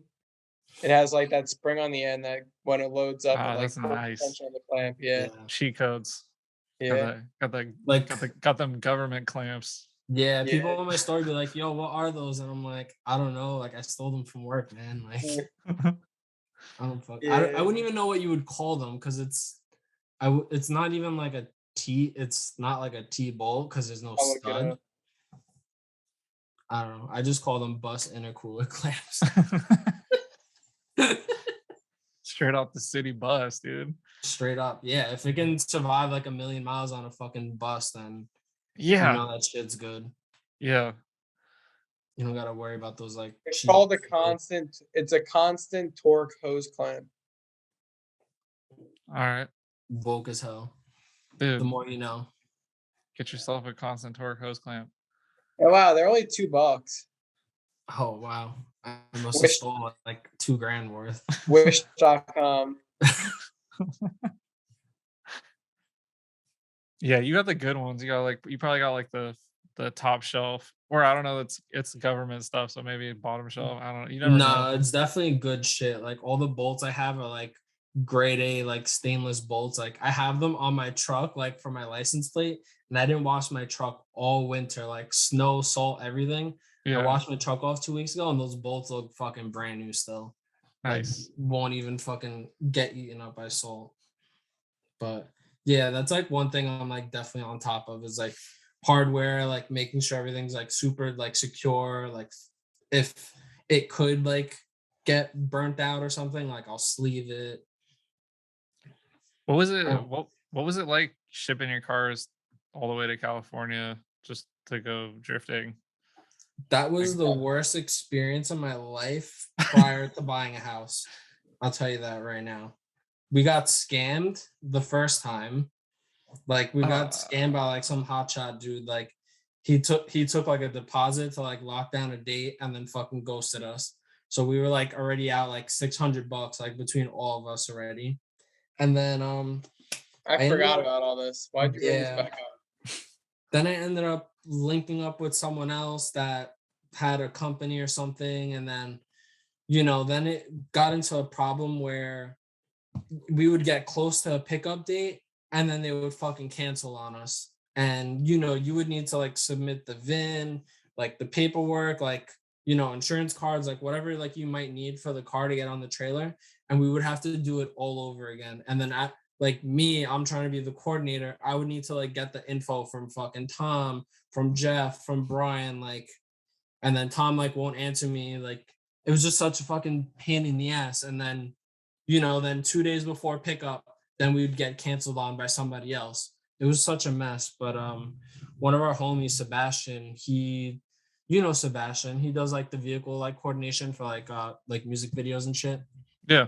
Yeah. So he hooked me up with some guy that he was using who's kind of I forgot the word, it's kind of like an agent, I guess, where basically like he lists like, for example, like I need 6 cars shipped out from this to this, and like he'll find like the best bid, like who will take on the job, and then then secondhand relay the info. And that guy was like super straightforward, like super honest, and we ended up getting a solid dude, and we got that situated.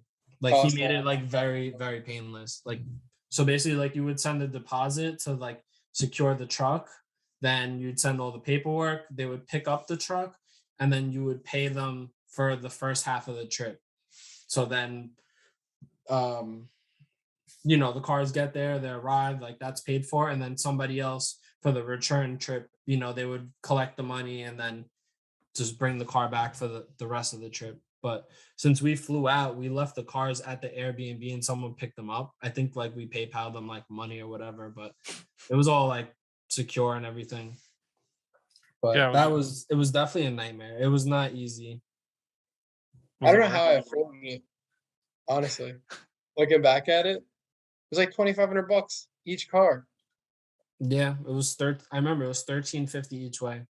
Plus the flight was like $7, and the Airbnb. Yeah, that was an expensive trip. And then I had went on vacation like a week and a half before that. Damn. So that was pretty fucking wild. I didn't even know that like it was gonna be a thing. Like I knew that like you guys were hosting like events, and I didn't know that it was like gonna be of that magnitude. So like after finding out, I was like, damn, like an event like that would definitely be on my bucket list. Like I like what's going on out there. And then it was maybe like a month after like I made a post saying that like I want to hit a Super D event like that year. Frankie texted me, he was like, yo, now he's coming like in April. And I was like, what? I just bought this car last week and it was crashed from fucking Final Bout because Alex had like a hissy fit. So he ended up selling the car.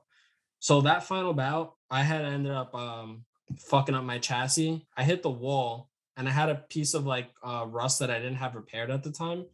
And when I hit the wall, it like ripped the frame rail like off the car, like separated, where it was like, it was such a minor, like not even big deal hit. Like, oh, like you pull it out, like shit's fine. Like, no, just the force of it, like transfer where that piece of like metal was missing, just like made the whole car like not even salvageable, which sucked.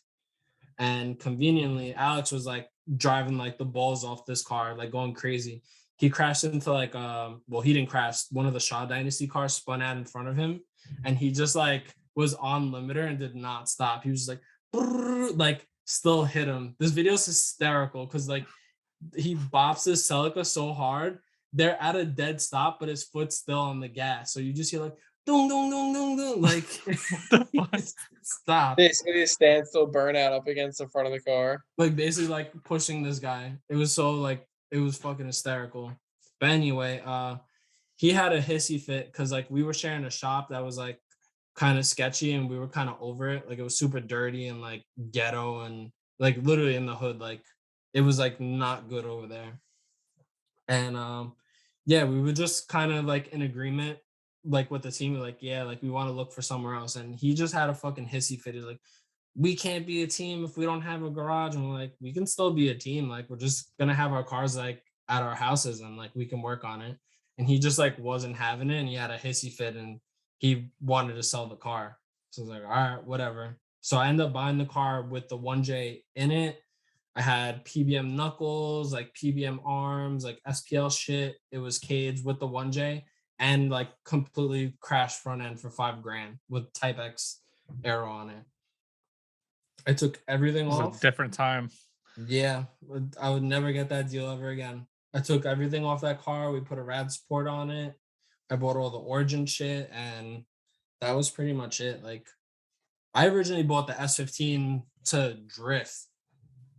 Like that purchase is like an accident in itself. I didn't want that thing. It was just Jeff was kind of offering it, and I was like, oh, like so we can get one. He's like, yeah, I'll sell it to you if you want. I was like, how much? He's like, insert X amount of price here, and I was like, all right, no problem. Like, I went to go look at it, and I was like, fuck, I can't turn this down. Like, I actually have an opportunity to buy it, and then I bought it, and I was like, fuck, like, what am I gonna do now? I had 3 S chassis at the time.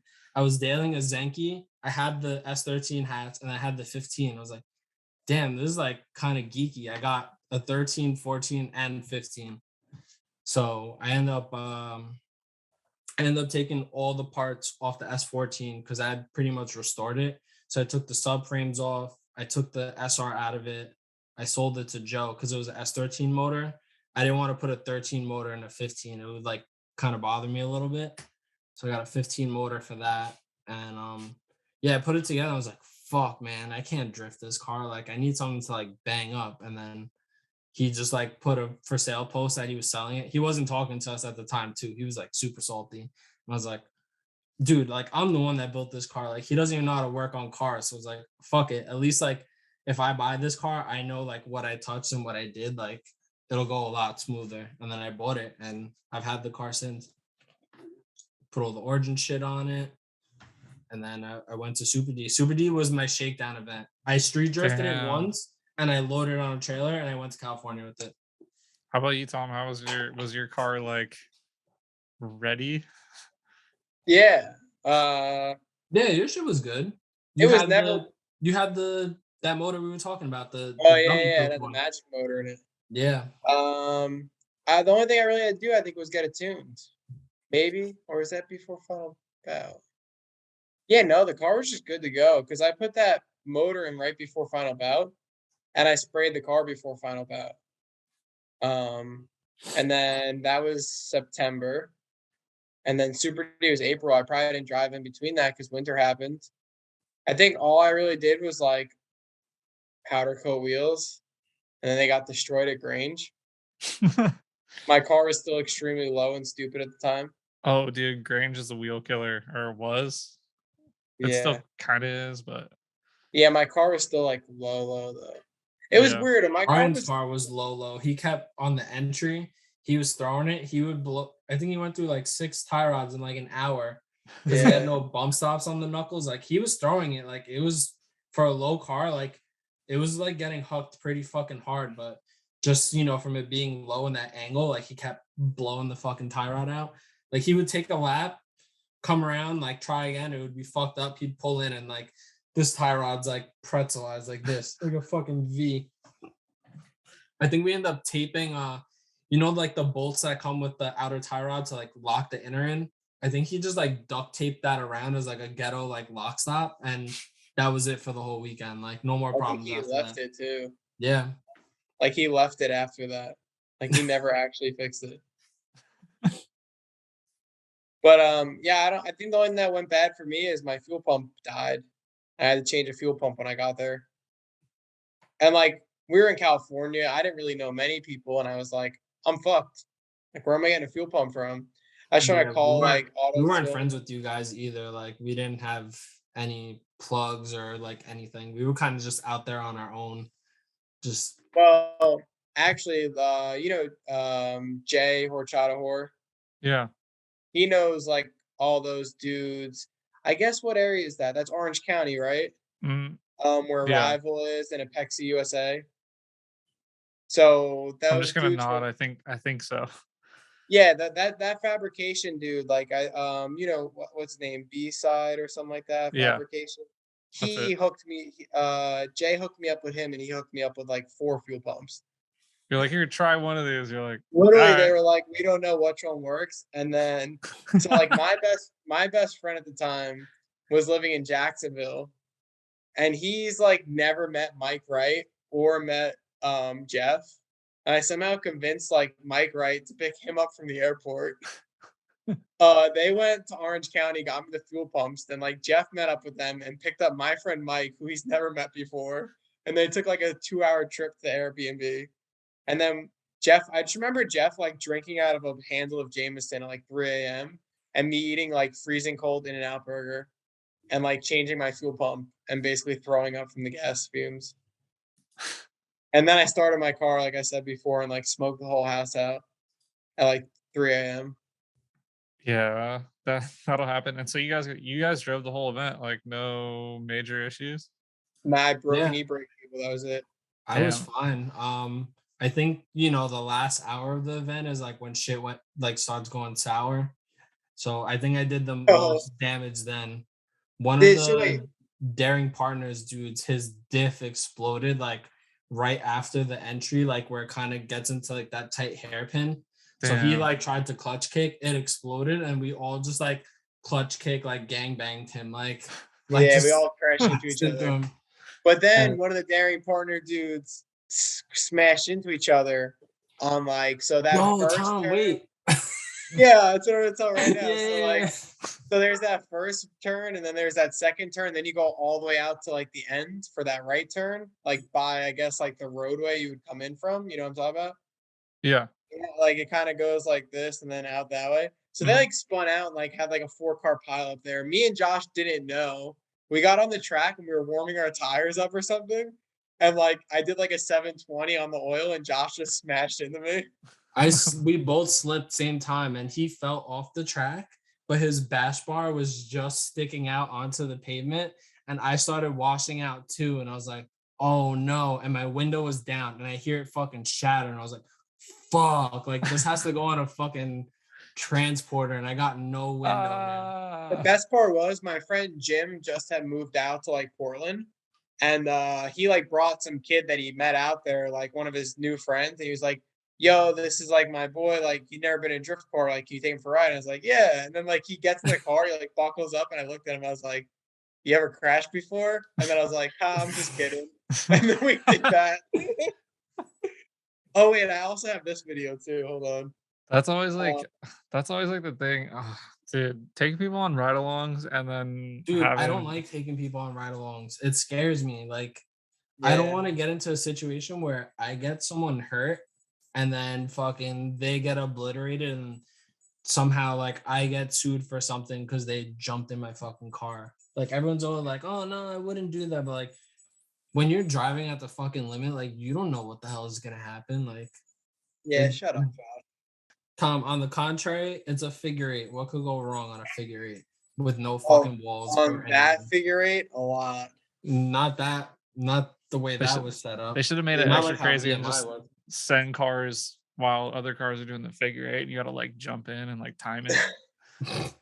Yeah, Yo, that so would like fucking interesting. me and Josh were coming in extremely hot to go around to like go to the entry of Grange. And apparently like Naoki like basically drove into like the woods, the wall, I guess, or whatever. And Roy like jumped out in front of us to like stop traffic or whatever. And like I just like rear-ended Josh pretty bad. Hold on.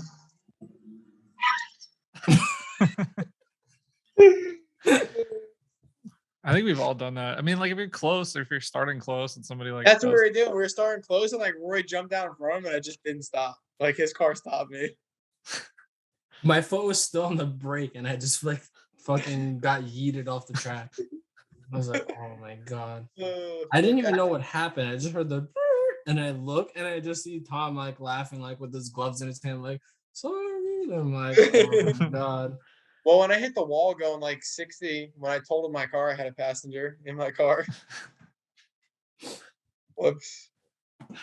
Did you know him at least, or was it just like a random person? No, I knew them. Oh, he knew them. Okay. That's like better. You're like, sorry. They're like, Not when you're dating the person, Yeah, no, it was my ex-girlfriend. and then the helmet goes flying off. is that is that why she's Yeah, your ex? Because you crashed? no. Her helmet did fly off though, and we hit the wall.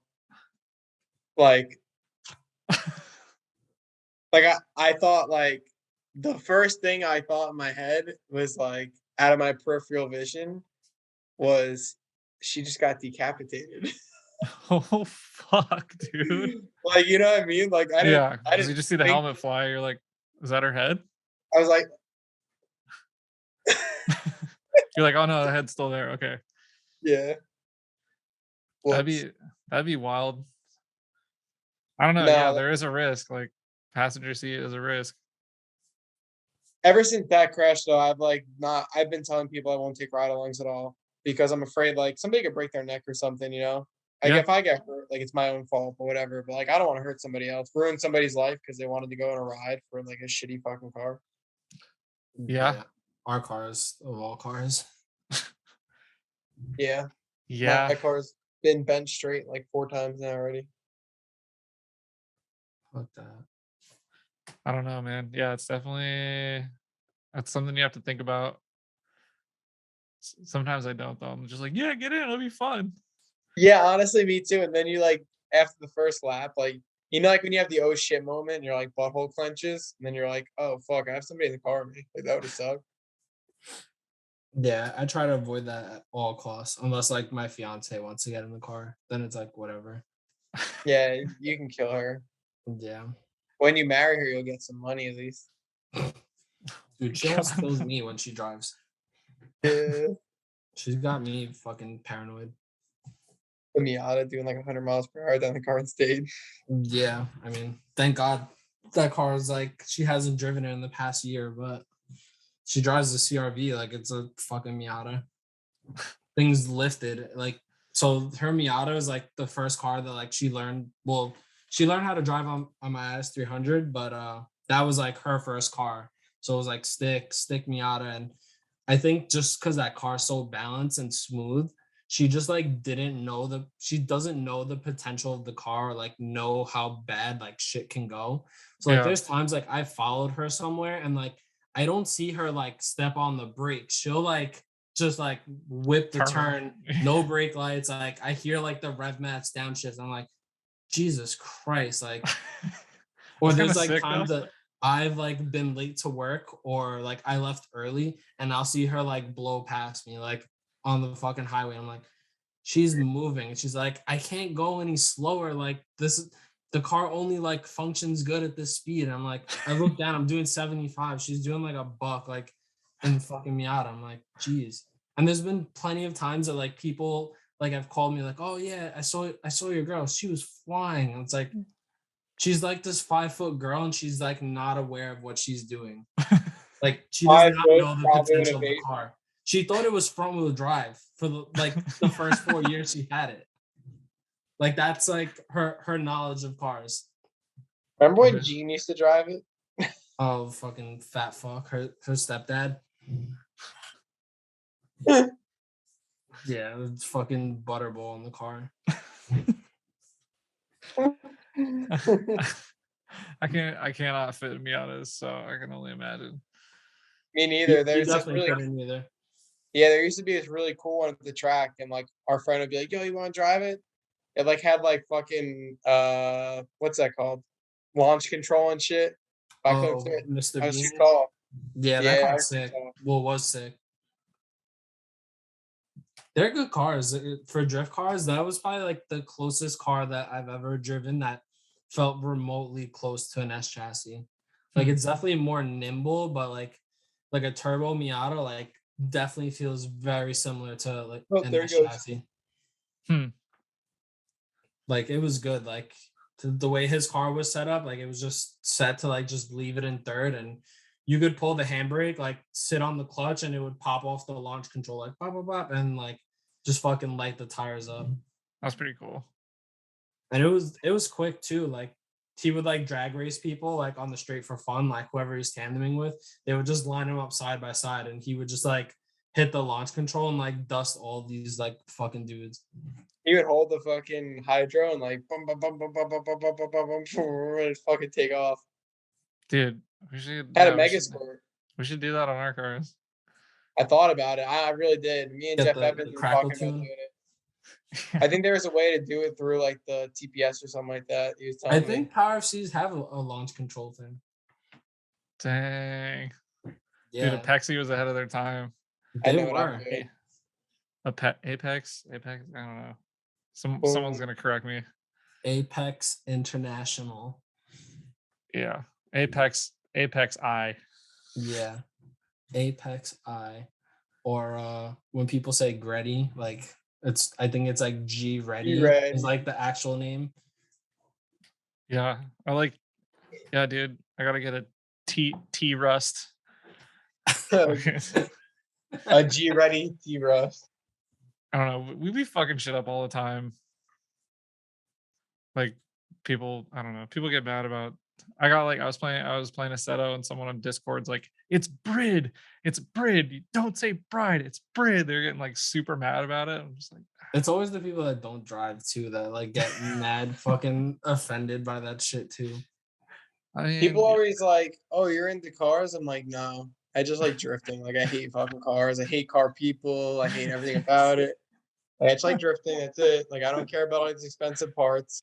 Like Yeah, outside of like my close like group of friends, like my team, I try to avoid like talking about cars at like fucking all costs. Especially my coworkers. Like obviously like my coworkers that see my car and like they'll like want to talk to me or like my union like reps and stuff. Like, you know, you get all like the corny like Tokyo Drift references and you gotta do like the fake laugh and shit.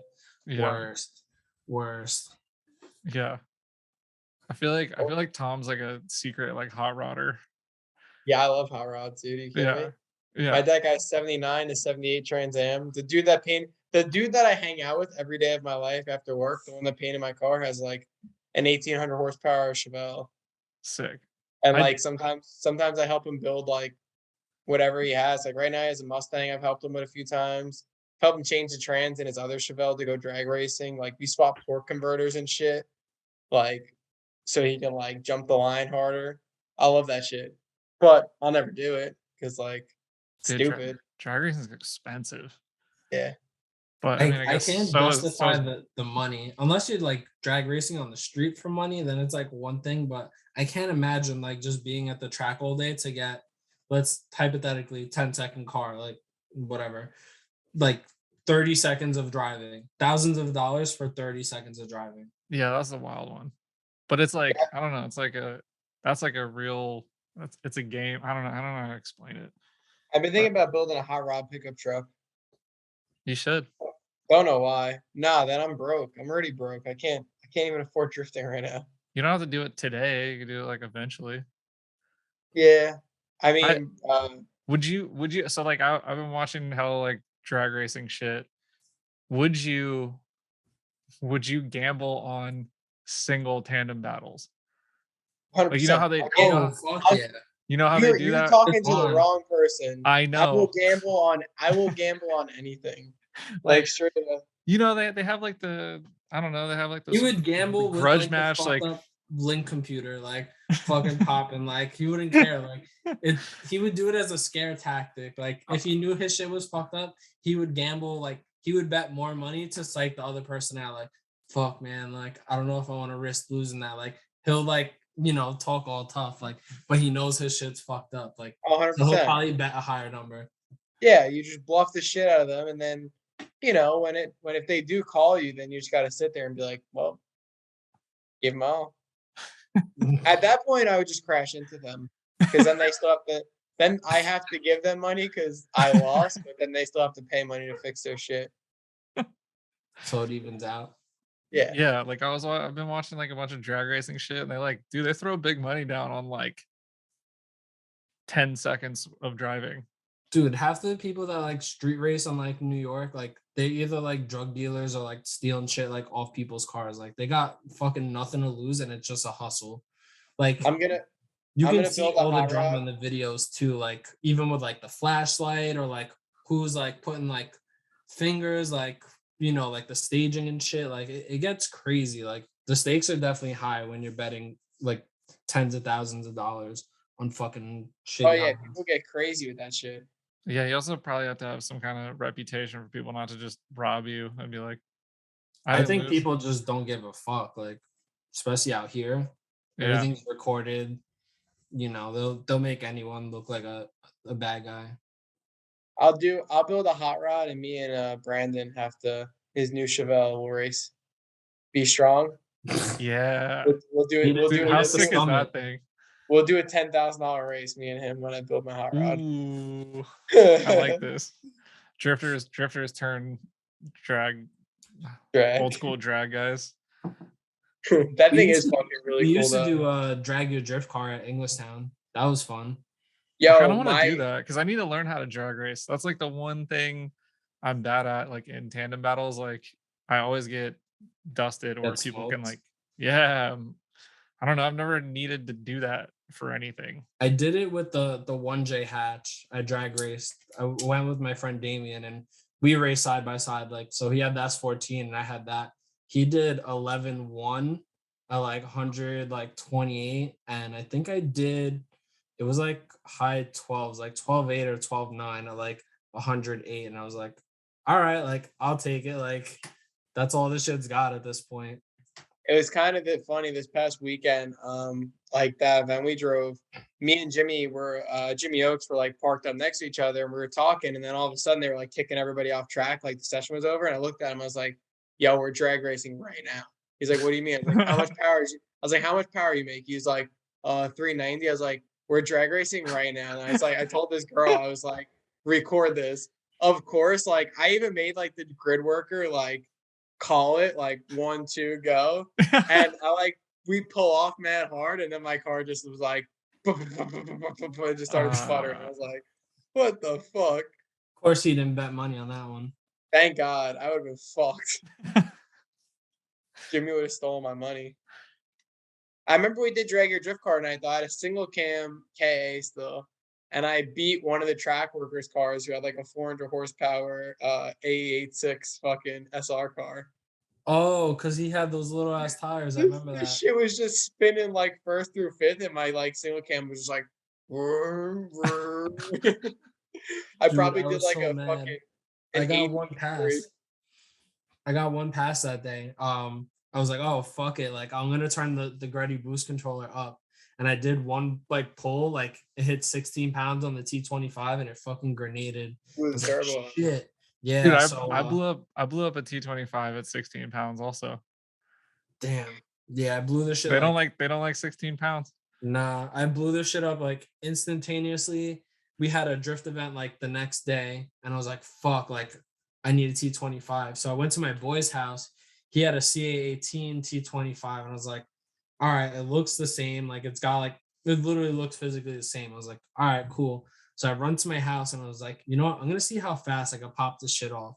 I remember like setting my stopwatch on my iPhone, and I had everything out in an hour and 10 minutes, like ready to go, like ready to put this new fucking turbo on. I started putting the lines on, and the oil line like wouldn't go. It was like hitting the stock manifold, and I'm like, what the hell is going on?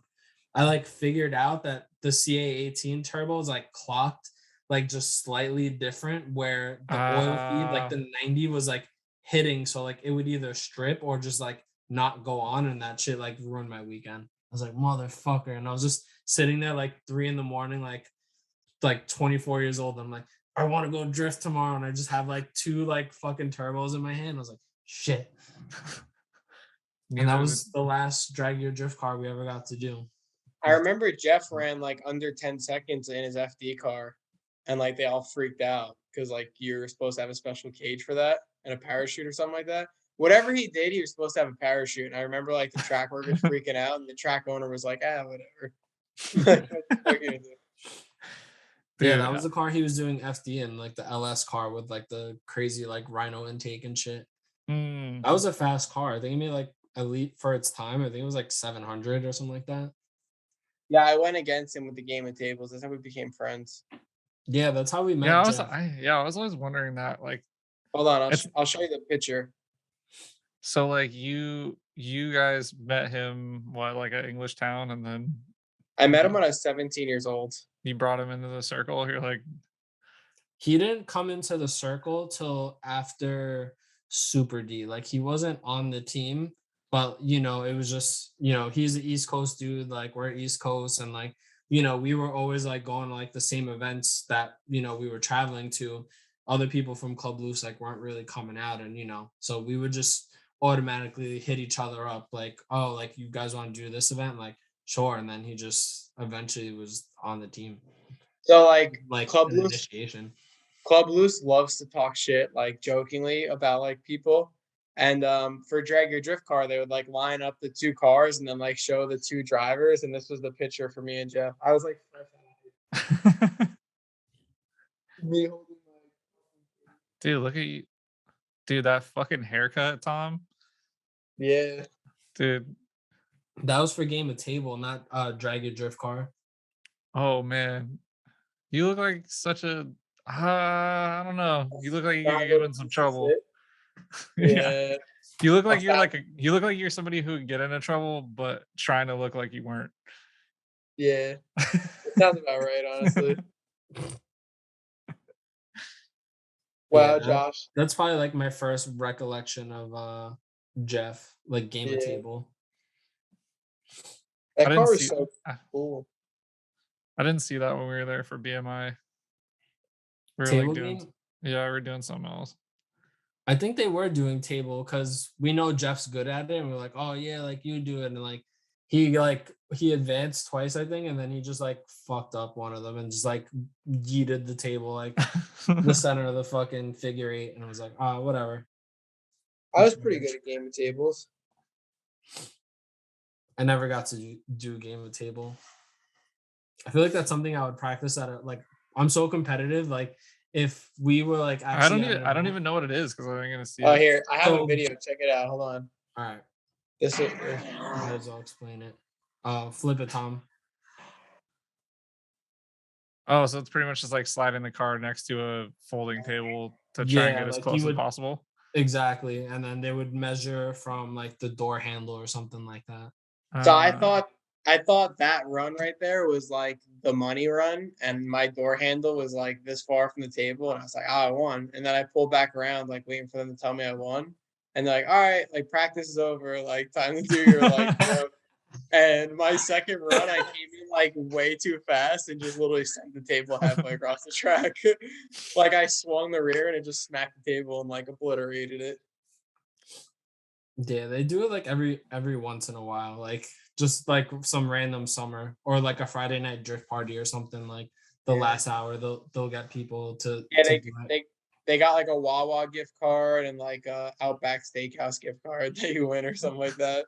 I think that year was like it was like 2 free tires was first place and an Outback like gift card was second place. And I remember like one of my friends being like, "Oh, like what do you really want those tires?" Like, no, I want that fucking Outback gift card. Like, fuck the tires.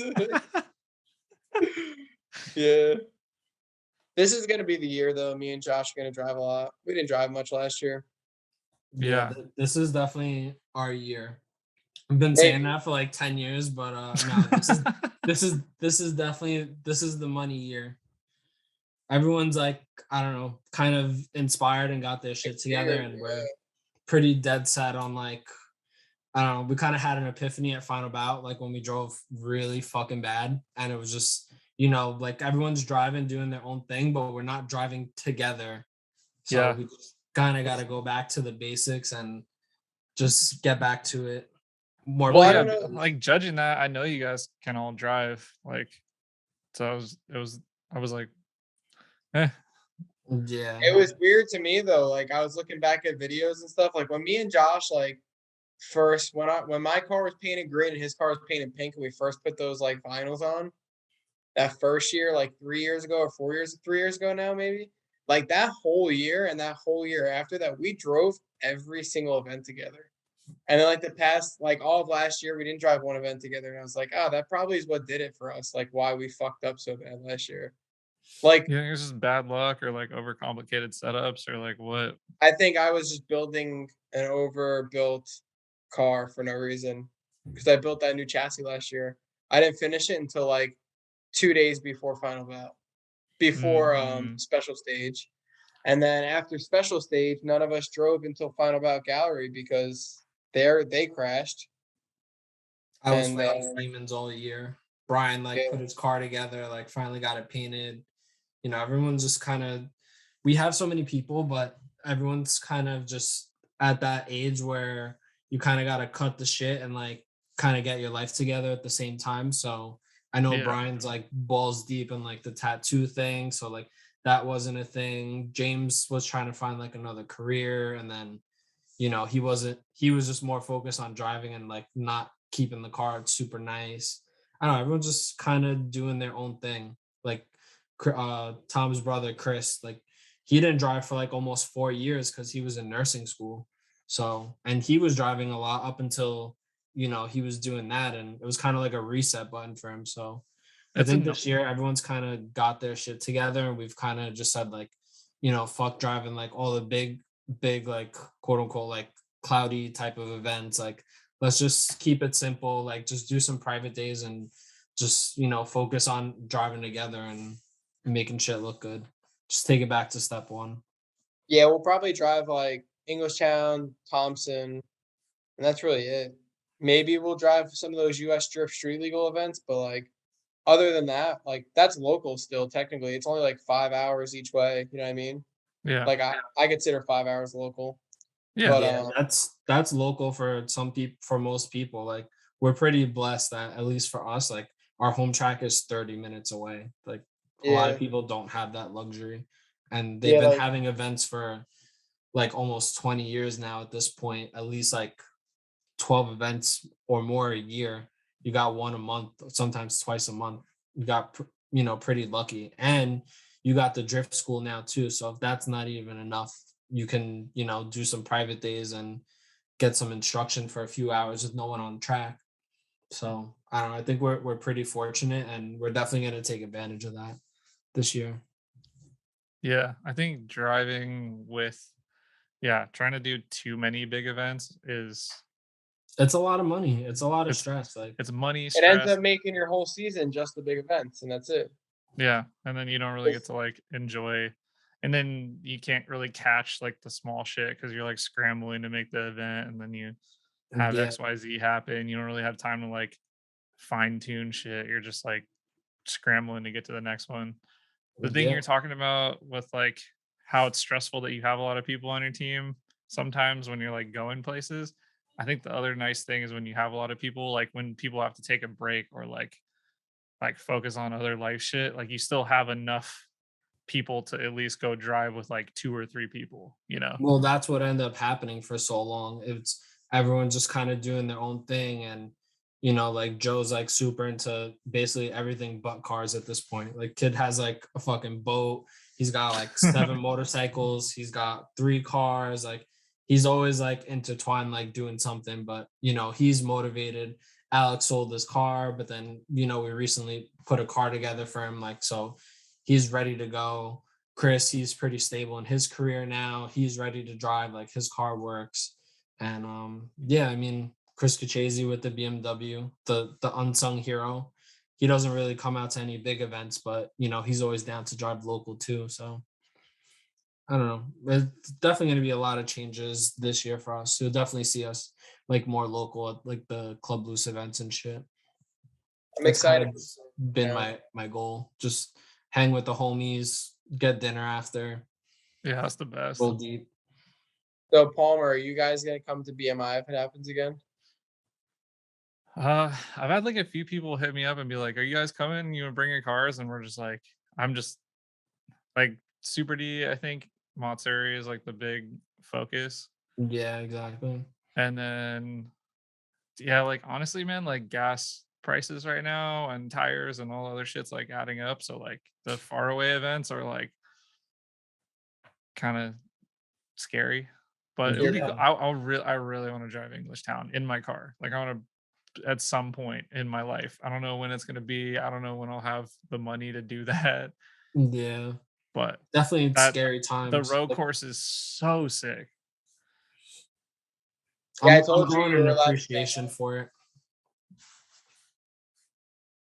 Yeah. I told you to drive my car at BMI, and then I just broke it. That's okay, dude. I got to Rich let me drive a Z, so at least I got to like feel the track out a little We bit. got to drive a boring car. I got to drive Stonebeck's S15, but that was on the skid pad. I got to chase Josh. Blue one?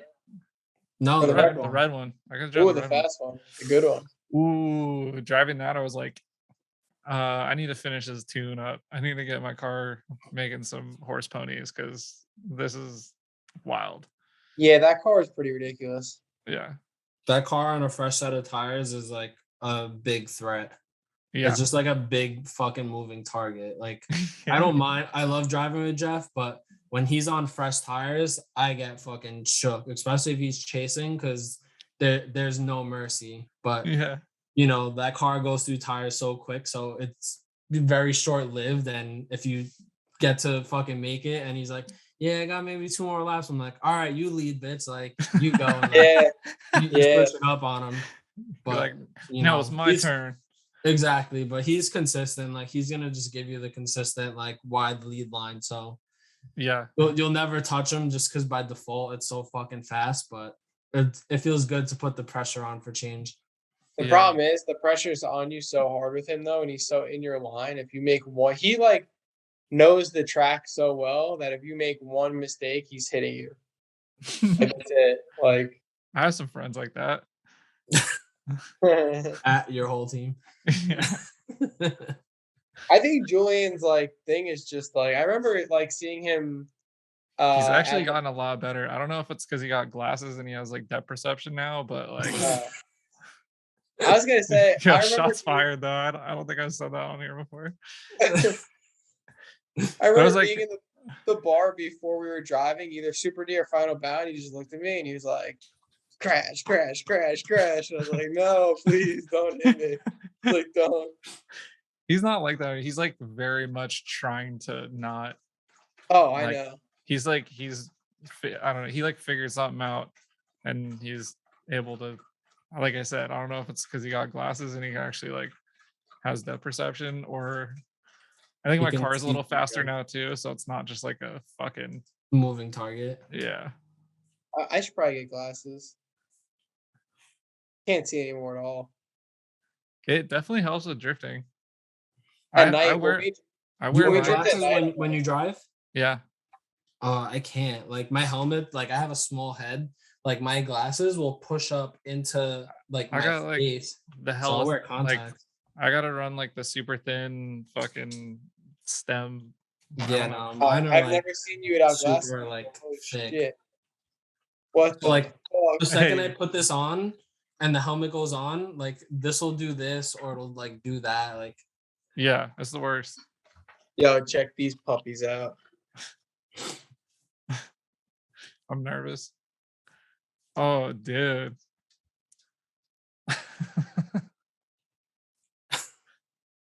Got these at Walmart in Florida, $12.99. Woods camo Dude, with the orange? with the Safe- orange. Safety, dude. Yeah. damn dude. You All look right. like you're about to give me a lecture on how fucking abortion is fucking is a Oh, sin. no. I think Uh, you did. All right. Anyways, don't edit that. no, dude, let's stand in. Everybody needs to see those. Those are heat. I hope I like they that know. you still. I like that you still have the case. Yeah, man, that's the coolest part. The case makes it. Is it waterproof? Uh,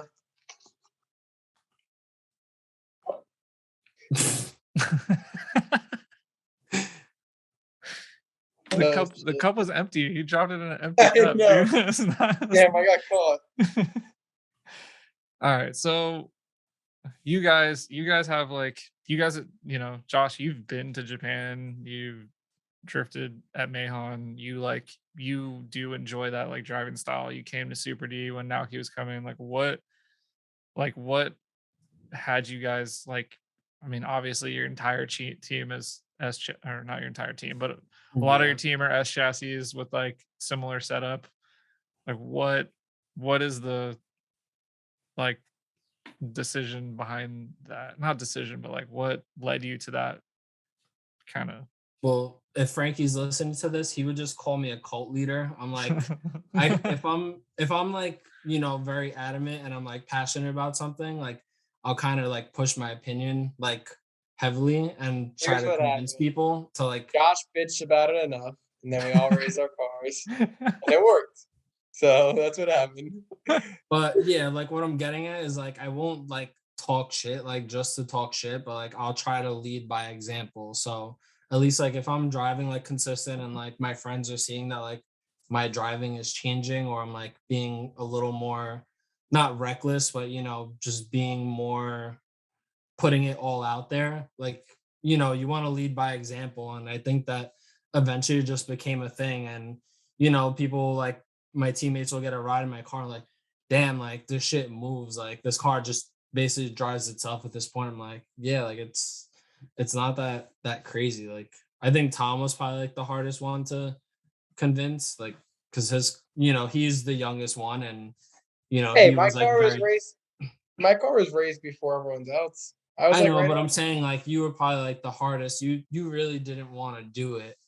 I did Not it. that like you needed to, but like when we were driving together, like it was very noticeable that how different our cars were. And you're like, all right, like if you're doing this, then and you don't want to do this style anymore, like it was a little bit easier to change. But on the contrary, like when I first initially put that car together, I still like wasn't really like into that. Not that I wasn't into that driving style, but like the things that people talk shit about like on the internet, like I definitely was like one of those kids. Like I remember seeing like when you guys went to Japan and like Ryan's car was like a monster truck compared to everybody else. I hated that shit so bad. And I was like, fuck, like everyone else's shit like looks sick. Like, why does this look so weird? Like, and it just took like a few years. Like, you just watch like the same video like over and over, and just even listening to your like podcasts and like people will bring up Ryan, you can tell that like he's very driving oriented and he's like dedicated to like being on the path of the right line. And it seemed like out of your group of friends, he was kind of the first that it kind of clicked for him like, hey, like these cars are set up like this and they're driving this way. And like it shows like in those driving clips like of that video when you guys went out there for Super D, like he was driving like that T28 car, whatever it is, like fucking balls out. Yeah. Like that driving was fucking sick. And that was definitely one of my inspirations. And another one of my inspirations too were like the Seeds Garage guys. Like I paid attention to them more like when like the cars are like lower with like Type X shit. But when Alex had his coupe, he was like already driving more aggressive and didn't really care about how the car looked. Like he would be the one to go door to door with you and bang them up. And he would always bring up the Seeds Garage cars like, yo, like that yellow car is sick. Like with like the Type 3s and the race line, like that's like what he Yeah. wanted to do. So that was kind of my inspiration when I got the car together. I was like, shit, like maybe if I set that my car up like this, then he'll want to get back into it. And I mean, it worked. Like 3 years later, he ended up building another car, and he like we only drove together twice since he's put it together, but the car's like super similar, and that's like what he's stoked on. So I mean, all the cars now are basically set up exactly the same, like down to the same alignment at this point. It's just, getting the cars all back together. But I'm definitely the tinkerer out of the group. Like I'll drive the car and I'll be like, all right, like something about this feels off. And like I'll bounce ideas around like with you guys in the chat and I'll be like, all right, I'll try this. And now basically my car is at the point where if I need to take the coilovers off, it's like I got to use a pry bar to bend the lower arm down to get the coilover out. Like it's so fucking tall, but I don't care anymore like about like the looks aspect. Like I don't know. I just want to keep pushing the driving. The exterior and the looks is totally second for me at this point. Yeah, I'm kind of at a similar point, and it's like I think a lot of I don't know, it's like hard because deep down I'm like, fuck, I want my car to look good. And I'm like, oh, Yeah. it's refresh time. I should take care of some stuff. And then I'll just be like, oh, but there's an event. And then I'm like, Well, that was me I'll do last it year, after that dude. one. Yeah. Dude, before I refreshed it with the tube rear, like there was pictures of me at Spirit, like full lock, like coming into a corner with the car backwards, and my door was so pushed in, I couldn't open it anymore. I had to cut a hole out with a grinder, like on the outside, to get the rod to pop the door from the inside, because I had power windows, so it was like I was stuck in the fucking car. So like, dude, the only way I could get in was like Dukes of Hazard. I broke the linkage off, and I would pull it from the outside of the car to get in. Did I do that to your door? It's just a collective of just everyone bouncing off my shit, me hitting a guardrail remember like what even 70 miles happened. an hour. Ah, that's what happened. Yeah, that was kind of That's what did it in. yeah, that was bad. I really don't care too much about cars anymore. I don't know. I care about to drive them, but I don't care about, like, I was telling him, I was like ready to drive my car last weekend with like the half green, half red quarter panel and like the front end all smashed. Like, I didn't really care.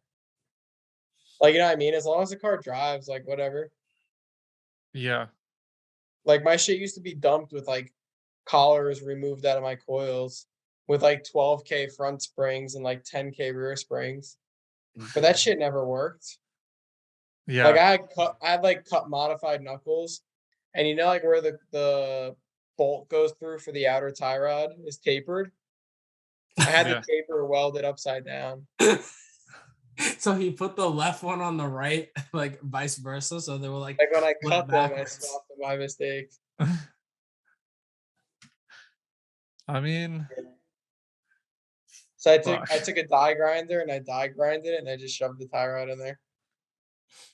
I think what blows my mind the most is, I don't know, like this might come off like kind of stupid the way I'm saying it, but at like this moment, you think you know all that there is to know about drifting, and then 2 years flies by, and then you just see the actual progress and all the shit that you learned since then. You're like, wow, like a lot's changed since then. And it's always, I don't know, it's kind of always been like that for me.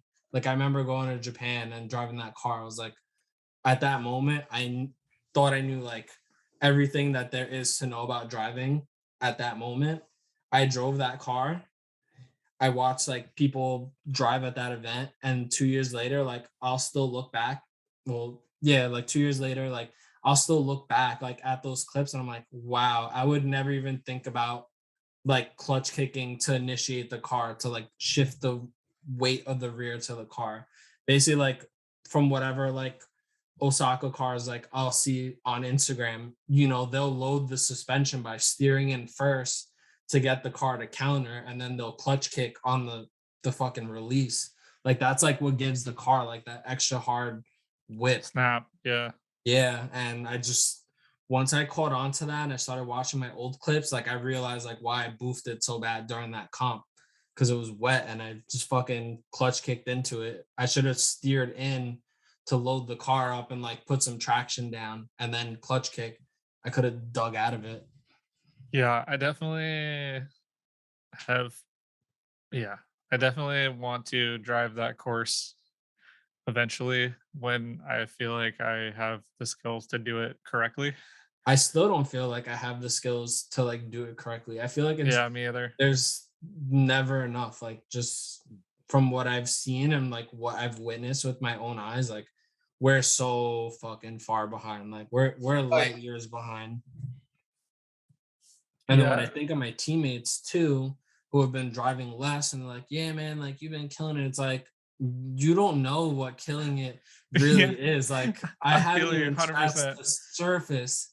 Yeah. And you know, all I want to do is whatever information that I get, I want to relay it to my friends. Like, hey, like I tried this out, like check this clip out. And, you know, like I'll point shit out. Or even like when I'm taking a lap, like when I had Tom in the car last week, like I was showing him like when I was hitting tree turn, I'm like, this is like what I'm doing. And like, I would like say what I'm doing as I'm doing it. So like, you know, he could get a visualization of what I'm doing. And I did it like fucking 20 times because I know he's a little brain dead. So, you know, gotta let it sink in somehow. But that's definitely one thing I want to work on like when we start doing private days and shit. I want to get like in my teammates' cars and start helping them out and shit. I did that with James for a while because once he finished school, he was driving a lot. He got the car cage and he had to like work his way up from like C group, B group, like work his way up and eventually Yeah, I like mean, he was at Final Bout, he was driving super good. yeah, Like like the he was a driving that I'd seen savior. him do before that, I was like, he could drive, but it wasn't like, wasn't it didn't Yeah. like stand out. And then that event, I was like, oh shit. Like when we were at Meihan, he was scared to like kind of click third and like initiate. Like he was just we had a 4-3 in I that car. remember Like he that. was just riding out second, like popping the limiter, and he would just like handbrake into the wall and like coast out. But now I know he has like if we were to do that same trip all over again, like he would have a completely It'd be different line. different. Yeah. Yeah.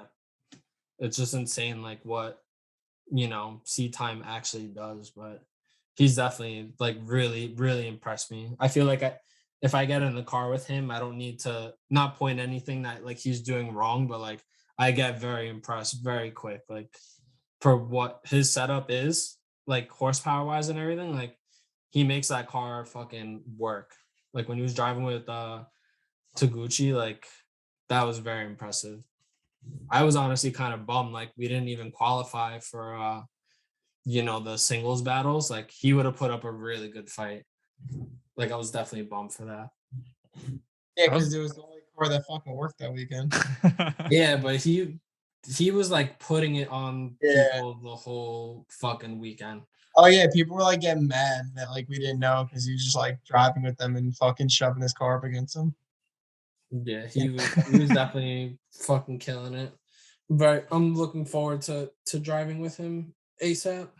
All right, I'm going to the bathroom. I'll be right back. Bye. All right, yeah. have fun.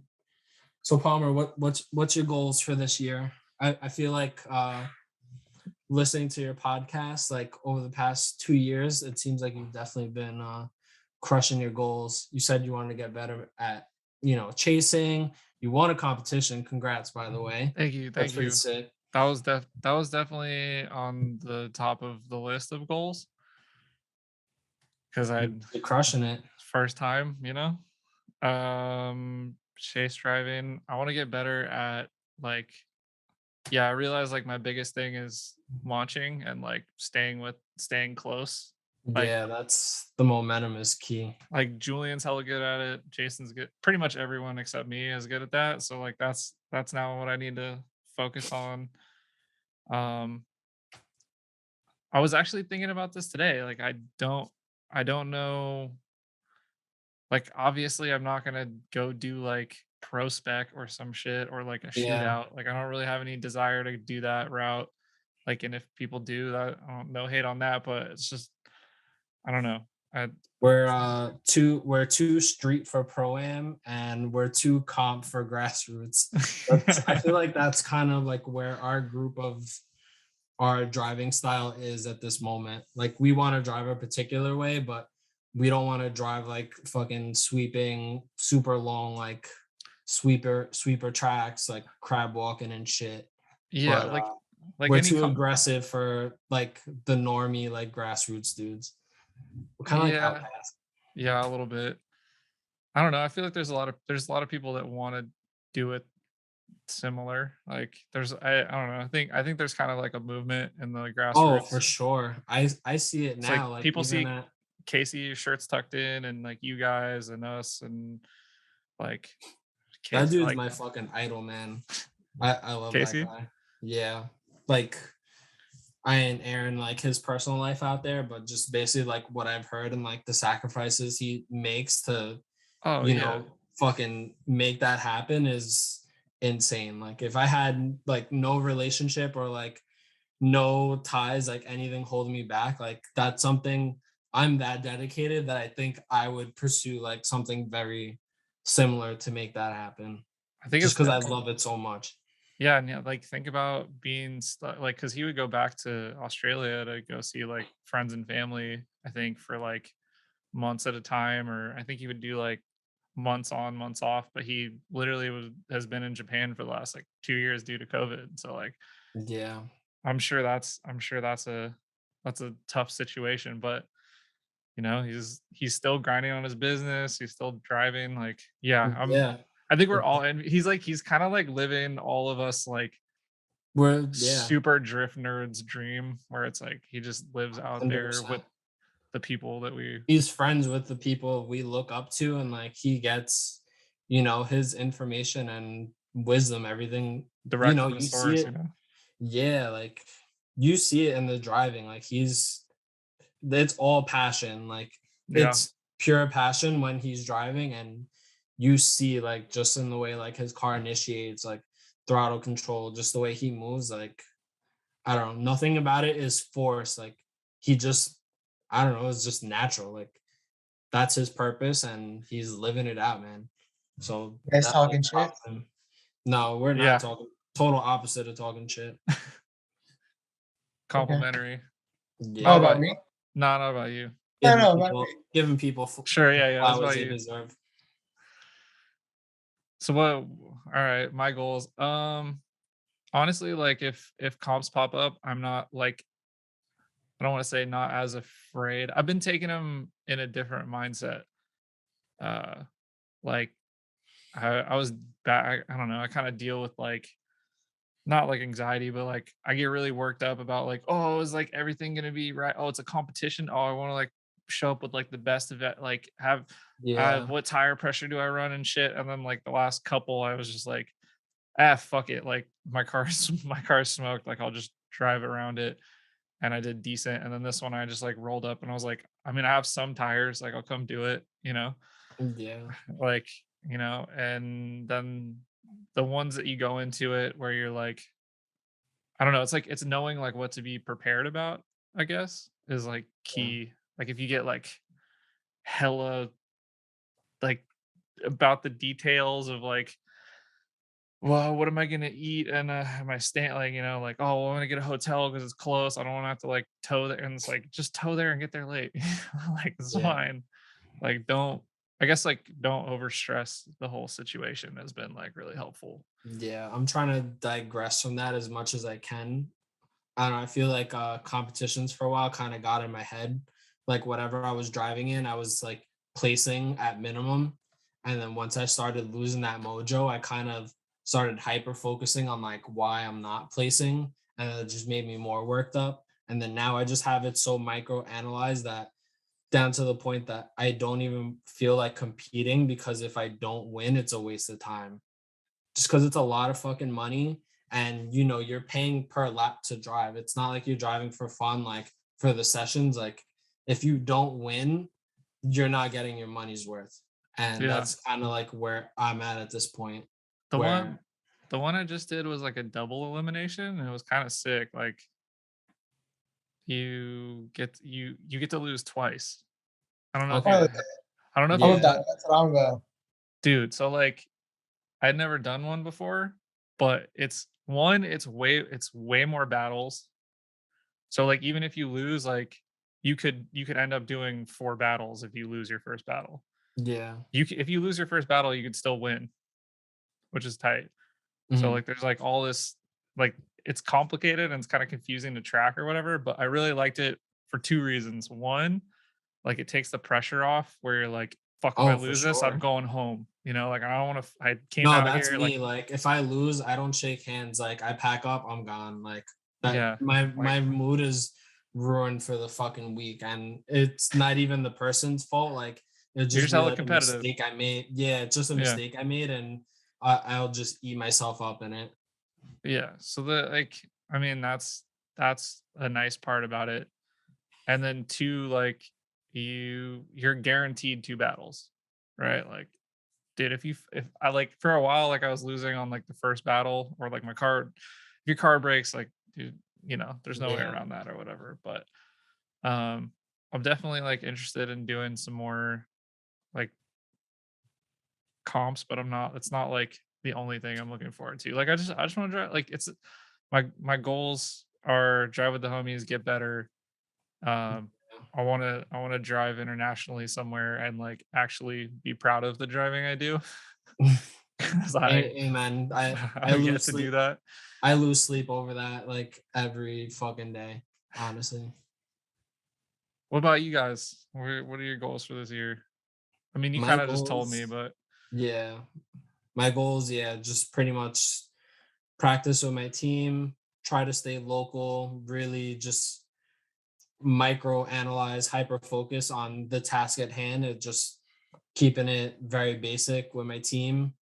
Just share any information I've learned over the years, like while they haven't been driving, try to push that out onto them, help them get more laps, and just whatever happens from there, we'll do it. Super D is a goal, obviously. But yeah. yeah. I have one goal: What's that? just drive one event without breaking my car. That's it. All Just right. one I like full event. I like that. That's all I want to do. I think you're overdue. You'll get it next event. I Yeah. hope. It's been It's like fucking. It's been like 2 years. yeah, I think Julian is kind of at that point a bit with like his or he was with his Yeah, setup. we were talking a little bit ago about it, and he was just like, "Yeah, the Z is the best they ever did." He was like, Yeah. "It's fucking just drive it. That's it." Yeah. He does We went miss out. driving the faster car, but Well, We even went Rich out. Whiteman was We went saying out too. to hold on, Tom. Let me before I get Yeah, it out. We went out after the LZ event, and we were hanging out with Jimmy, and he was like talking to us about his Z, and he had a pretty funny analogy for it. He was like, his having a 350Z is like being guaranteed sex every single night, like for the rest of your life, but it's only missionary. with the Like lights on. that's it. Like you're guaranteed it, but like if you're driving it stock, like stock motor, like that's it. Like it's gonna work. It's gonna last from beginning to end. He's like, it takes a hit and nothing happens. You laugh it off. But he's like, it's just it's lacking that kind of pizzazz that an S chassis has. So that's he said it's great. Like, I mean, you can get consistent laps out of it, but he would much rather be driving his S chassis than his Z. I feel yeah. like an S chassis on like maybe like 350 to 400 wheel, just like that pull off the line going to the first turn is just like, this is so dangerous. I love it. Like, that's it, like like if I was in like a slower car or like a more not tin can feeling car, you know what I Yeah. mean? Like that car's folding if you crash it. Like it's You folding in look half. at it the wrong way and the rad support Yeah. fucking falls off. But So like just knowing that you're like gonna toss this car doing like potentially 80 miles per hour is like sick. Like I don't know. Like if I I don't had a know. Z, if I had a Z and I was going toward the tire wall, I'd just be like, my 240, I'm going towards the tire wall. I'm like, all right, well, it's been nice knowing everybody. I mean, eventually something's gonna have to change, but the boomer in me, as much as like these cars keep going up, I think I'll just keep fucking buying them. Like I I think I'm just in love with the way they look. I love the way the interior looks. I love the way they look when they're actually in drift, whether it's 18 feet off the floor or like, perfect like 17, 18 traditional style car. I think they just look the best. Just some cars don't really do it for me. I don't know. I guess maybe I'm just set in my ways, but I think I'll Oh just god. always drive an S chassis. I was gonna start shooting off some cars I think looked like shit. And like the first one that came to my head was an E36, and I got I didn't want to say it. I caught myself, but Hey, I dude, said it. Nah, that's he okay. knows. Yo, like But G35 suck. those 350Z cars are suck. fucking ugly. Honestly, like 350Z computer mouse FRS's car. BRZs suck. 350Z has the same profile as this computer mouse. Straight up. Like that's where they got the Mustang's inspiration kind of from. cool. What is? Mustangs, but only if you have a goatee when you drive it. All right, sick. uh, All right, so everybody, Tom says get a Mustang yeah, get a if you want to Fox be body cool. with a Fox body with a goatee and a Trump 2027 flag.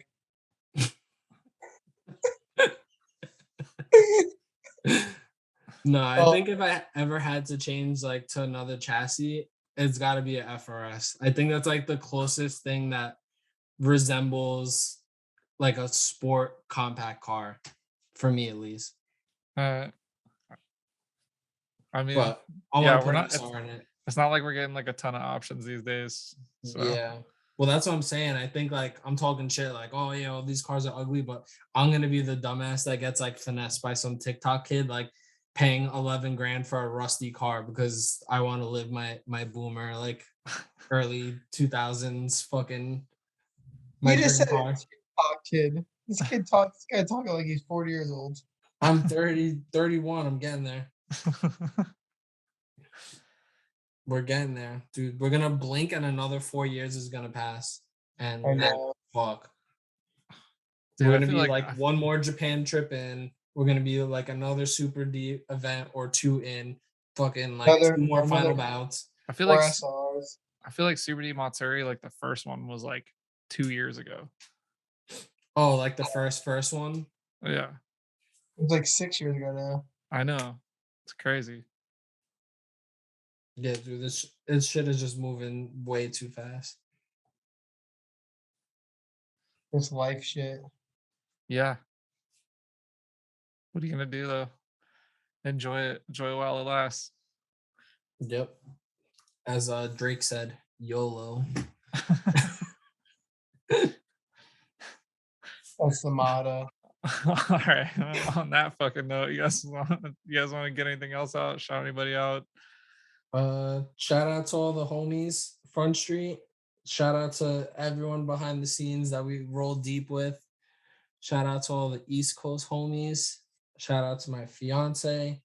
Shout out to the GOAT getters. If you know, you know. Oh shit. I was like, wait, who's that?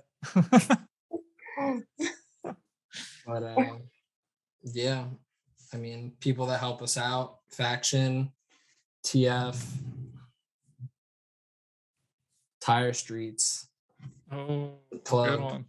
This Yeah. episode is brought to you by Tire Streets. Should we plug your Tire Streets coupon code or mine? I'm just kidding. Yours is more than mine, but yeah, we could do ours. Front Street 15 for that discount. Dude, get them tires, dude. Actually, yeah, but save some for us. So too. Yeah, don't be that pro-am guy that buys like 80 tires. I'm trying to buy like 6 to my house. Yeah. I'm still on that level. Shout out to Frankie Bovino for the free ORC clutch last week. If you don't know, now you do know. Oh, he's still bitching about that. Because he knows you're telling everybody that you got it for free. I didn't tell anybody I got it for free yet. I keep telling everybody I'm pay him. I don't know. It's not what I heard. Now I'm telling the world. I feel like Tom doesn't take anything seriously, but I really appreciate that. I took this seriously. No, you did not. Did you think about who would you rather bone yet? Meg Ryan or Jack Nicholson? I mean, I gotta get back to you on that one. Yeah. I don't know. I think Jack Nicholson would be kind of crazy.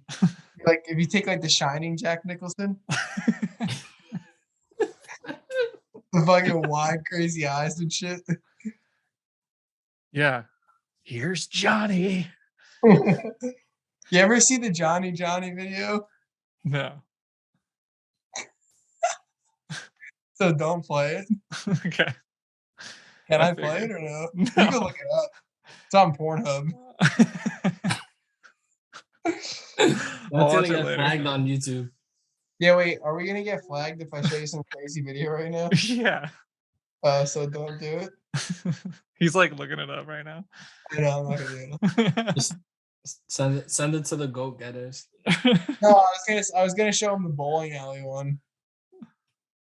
What bowling alley one? The bowling pin, the strike. Nope, not ringing a bell. Oh man. How about I send it to the group chat on Facebook and Instagram, you both watch it and then we can give everybody your reaction. All right. Right now? Right now, yeah. All right. I gotta find it. So like when you ever go bowling or no? Yeah. What kind of fucking question is that? Like the corny bowling alley thing when you get a strike, like the bowling ball has like a cowboy hat on and guns and it like shoots Yeah. the I yeah, love hold on. those, dude. Those are the best. Oh, you're gonna love this then. It's perfect for you. I think I know where you're going with this. I hope you know where I'm going with this. Oh yeah, Josh, definitely no don't try and do any 3 stairs next time we're in Japan. Oh yeah. I s- Actually wear like skateboard shoes, not those Vans like walking fucking rubber shoes. Oh man, I forgot about that. Honestly.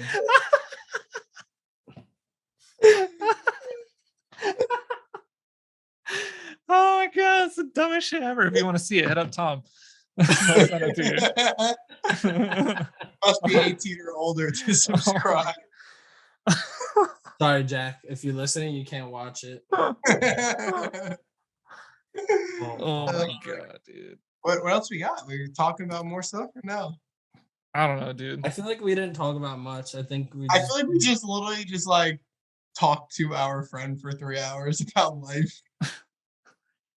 Yeah, I mean, isn't that that's how it kind of like goes. what they all are? You're what, Yeah. 40 episodes deep now? Yeah, this will be 42. Yo, Oh, shit. I was cutting the hoses on my intake mount and like like the what's that thing called? The IAC. So on the Gretty intake, it's further out, so the hoses have to be longer, the coolant hoses. So I had to cut them shorter when I put the new one on. I dropped the razor blade like behind my starter or something. I went to go pull the hoses through, and the razor blade chopped me up. Cuts for Beaver. I like cuts for Bieber. He Dude. smoked. Better times. Remember that Justin Bieber smoked weed and a bunch of girls cut themselves because of him? What? You don't You remember don't, that? you don't know that? Cuts for Beaver? No. What? You gotta Dude, get up on your pop culture, dude, man. people are fucking weird, man. Justin know. Bieber has Lyme disease. He's gonna die. Does he really? He has Lyme disease. Does I he don't even like? know what that is. It's when That's you do it. it's when you do too many tequila shots. Dude, your podcast is gonna blow up now because I'm talking about some leaked information. What is this not public knowledge? I don't know. Yeah. I know I think you Justin. get I think you get it from like ticks or something, right? Yeah. I just don't know what it does. The first Yeah, time I got a tick was at Julian's house and I like freaked the fuck out. I was like, does this mean I have Lyme disease? He's like, no. They don't have them here. And I was like, oh. That Animal Castle is definitely an interesting place. Those stories, like all the fucking creatures that he's got roaming around over there. Oh yeah, there's some critters for sure. That makes the team name more fitting for sure. Yeah. I got 3 cats. What? I said I got 3 cats. You have 3 cats? And none Yeah. of them are on your car. You want me to go get them all? They're not even your cats. They're houses. One's ours.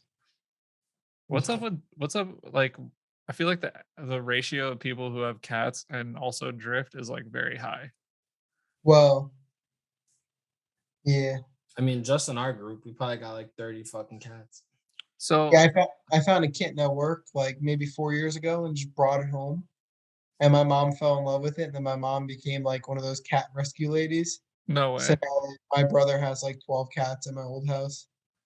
So do you know what toxic plasmosis is? No, Sounds Okay. woke.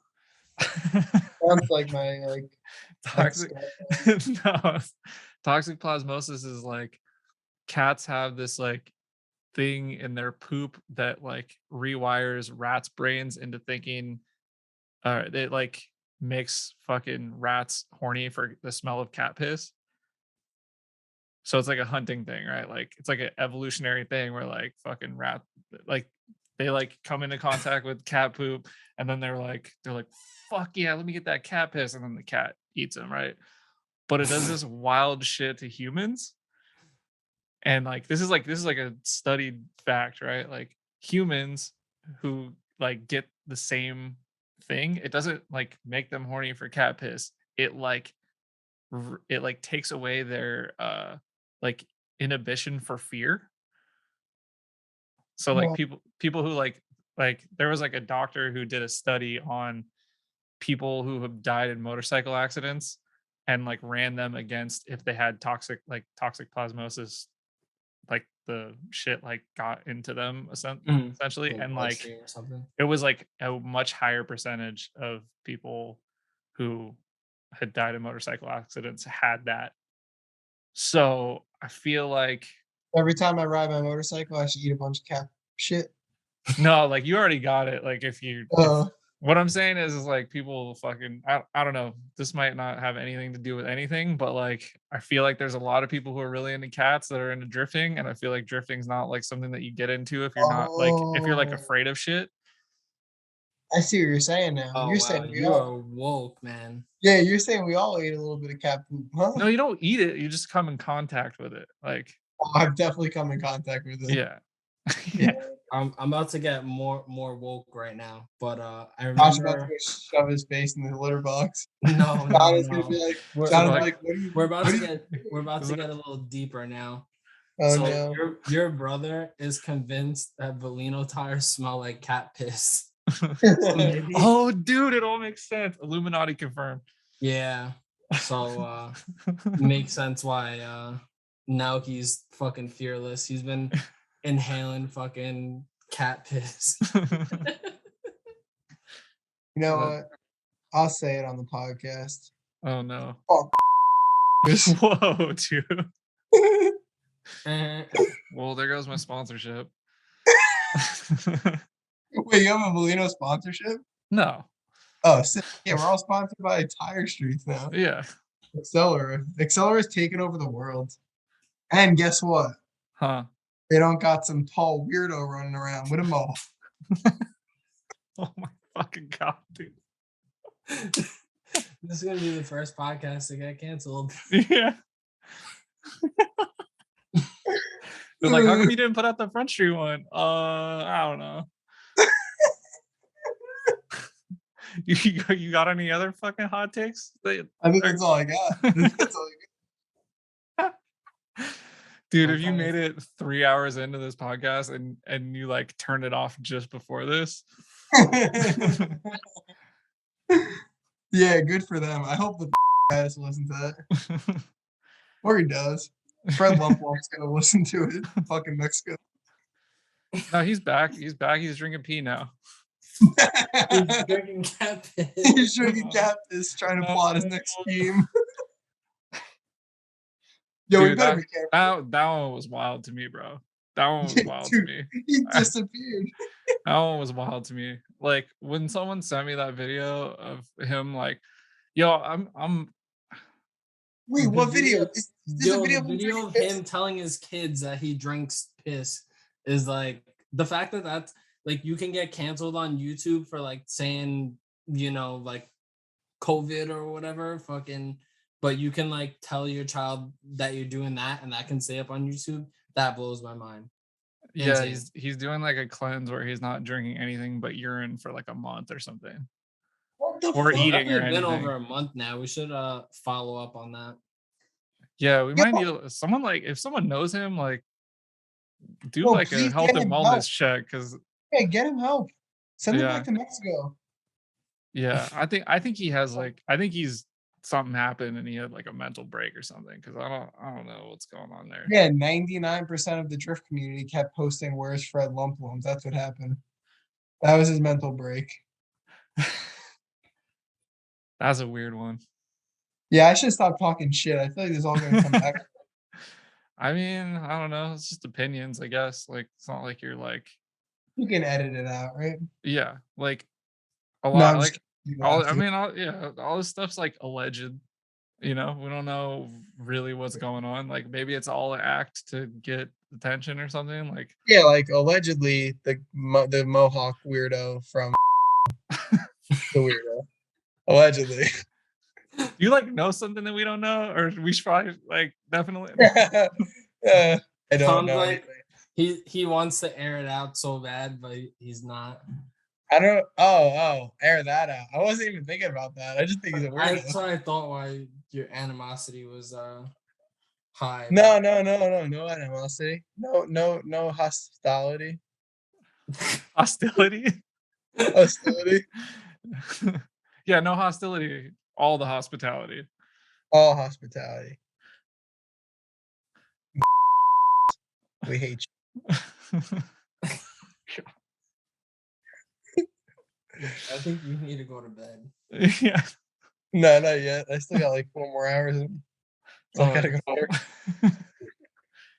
Are you gonna do an all-nighter? Oh yeah, it's also like 12 o'clock at night for them, and they work at like 4 in the morning. 12:15. Yeah, I gotta be up at 4:20. Blaze it. Yeah. All right, I'm I'm gonna not let you doing guys my go to sleep. overtime, so I'll get an extra hour of sleep. What'd you say? I said I'm Uh-huh. not doing my overtime, so I'll get an extra hour of sleep. Fucking broke ass. We don't need Josh like fucking crashing a city bus tomorrow just because fucking Tom wants to talk shit. Yeah, the I Goodest cast. already had to go for a drug test the other day, last Friday. That was pretty sick. I missed like a whole Yeah. day. So you know that Josh has one of those fake dicks, and I piss in it for him, and that's how he takes his drug test at work. You should not put that out there. You're On kidding. the real though, I wish It's not true. I wish I could smoke again. I need it. I'd Yeah. do dust. Just dust. If I was gonna break edge, it would be to do angel dust. Have you done it? No, I've just seen videos and stuff. I want to be strapped to a chair and do it. It's like I just fucking freak out. Just Have you sniff, rod bearing dust. Have I done it? No, I've never done it. Nah, dude, I haven't gotten wet.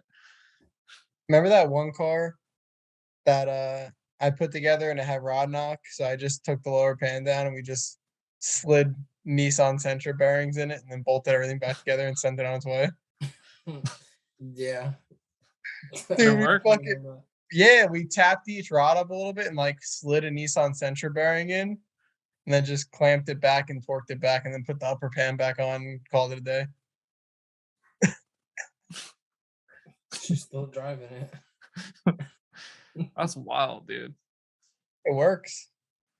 Hey man, you guys are crazy. I think Shout that's out it to though. Tom for canceling us. Oh yeah, don't use all that. I don't want to get canceled. We're gonna have all this like fucking tire beef now. Fucking East Coast, West Coast rap beef. What is there? Does the accelerator have a color? You Yeah. have to like wear that color and shit. Fucking It's blue. all the red, Oh, all the red, shit. roll up on the red fools. Crip. Yeah, no, let's not start that. Yeah, All right, yeah, well, I have yeah. lots of editing to do now on this one. Let's Yeah. cut all that. Damn it, Tom. Like I'll what? just put a disclaimer that Disclaimer. This podcast was gonna Don't be watch. canceled, and this part of it is gonna be cut out, and we're gonna merge it back into another part, and then it's just talking about fucking something completely different. I'm just gonna Just cut out that whole last 8 minutes and just put the part where Josh said there's a disclaimer, and we're gonna cut all that out. And then just go back to the angel dust. Yeah. Like, what the fuck were they talking about? I'm just gonna bleep out names. Yeah, fuck it. Or I don't know, or cut it out. I don't know. We'll figure it out. I'm not worried. Anyway, bye everybody. Come after me. Night. Wait, we're leaving? That's This it? was fun. You sound stressed Can out. we do one with the group chat soon? Just a giant one. Yeah, can we have a big? How many people can we put on Skype? A lot. What is this? Oh, Uvu. That's Zoom. What the fuck's Uvu? You don't know about Uvu? It's like the first place you're able to get girls naked on. Yeah, Be like Boomer, like webcam. Like, you know how like there was like AIM? Yeah. It's like that, but like webcam. You'd have a webcam like this big, and then like you'd be talking to a girl in like middle school and be like, "Yo, you want to go Uvu later?" But you, and like that was it, you know. To be clear, you were in middle school at the same time. Yeah, you were both in middle school. Oh no, Josh is probably in college. I mean, like, Palmer's the same age as me, so if you're in middle school, what? what I mean Well, is you weren't 7 years getting middle apart? school girls naked when you were getting middle school girls naked when you were also in middle school with them. Yes. Okay. Yeah. You're really trying Canceled to part. Canceled part 2. Yeah, what the fuck's going on? I feel like I'm being set up. What are you? Are you guy out to get me now? You guys have God damn it, dude. you guys have a You're gonna team. make me edit this so it's gonna take so long. You ain't even gotta say anything. You just gotta be the beep guy. They won't even know what I'm talking about. You can literally say the beep guy with the crazy fucking mohawk, and everyone will be like, "Oh."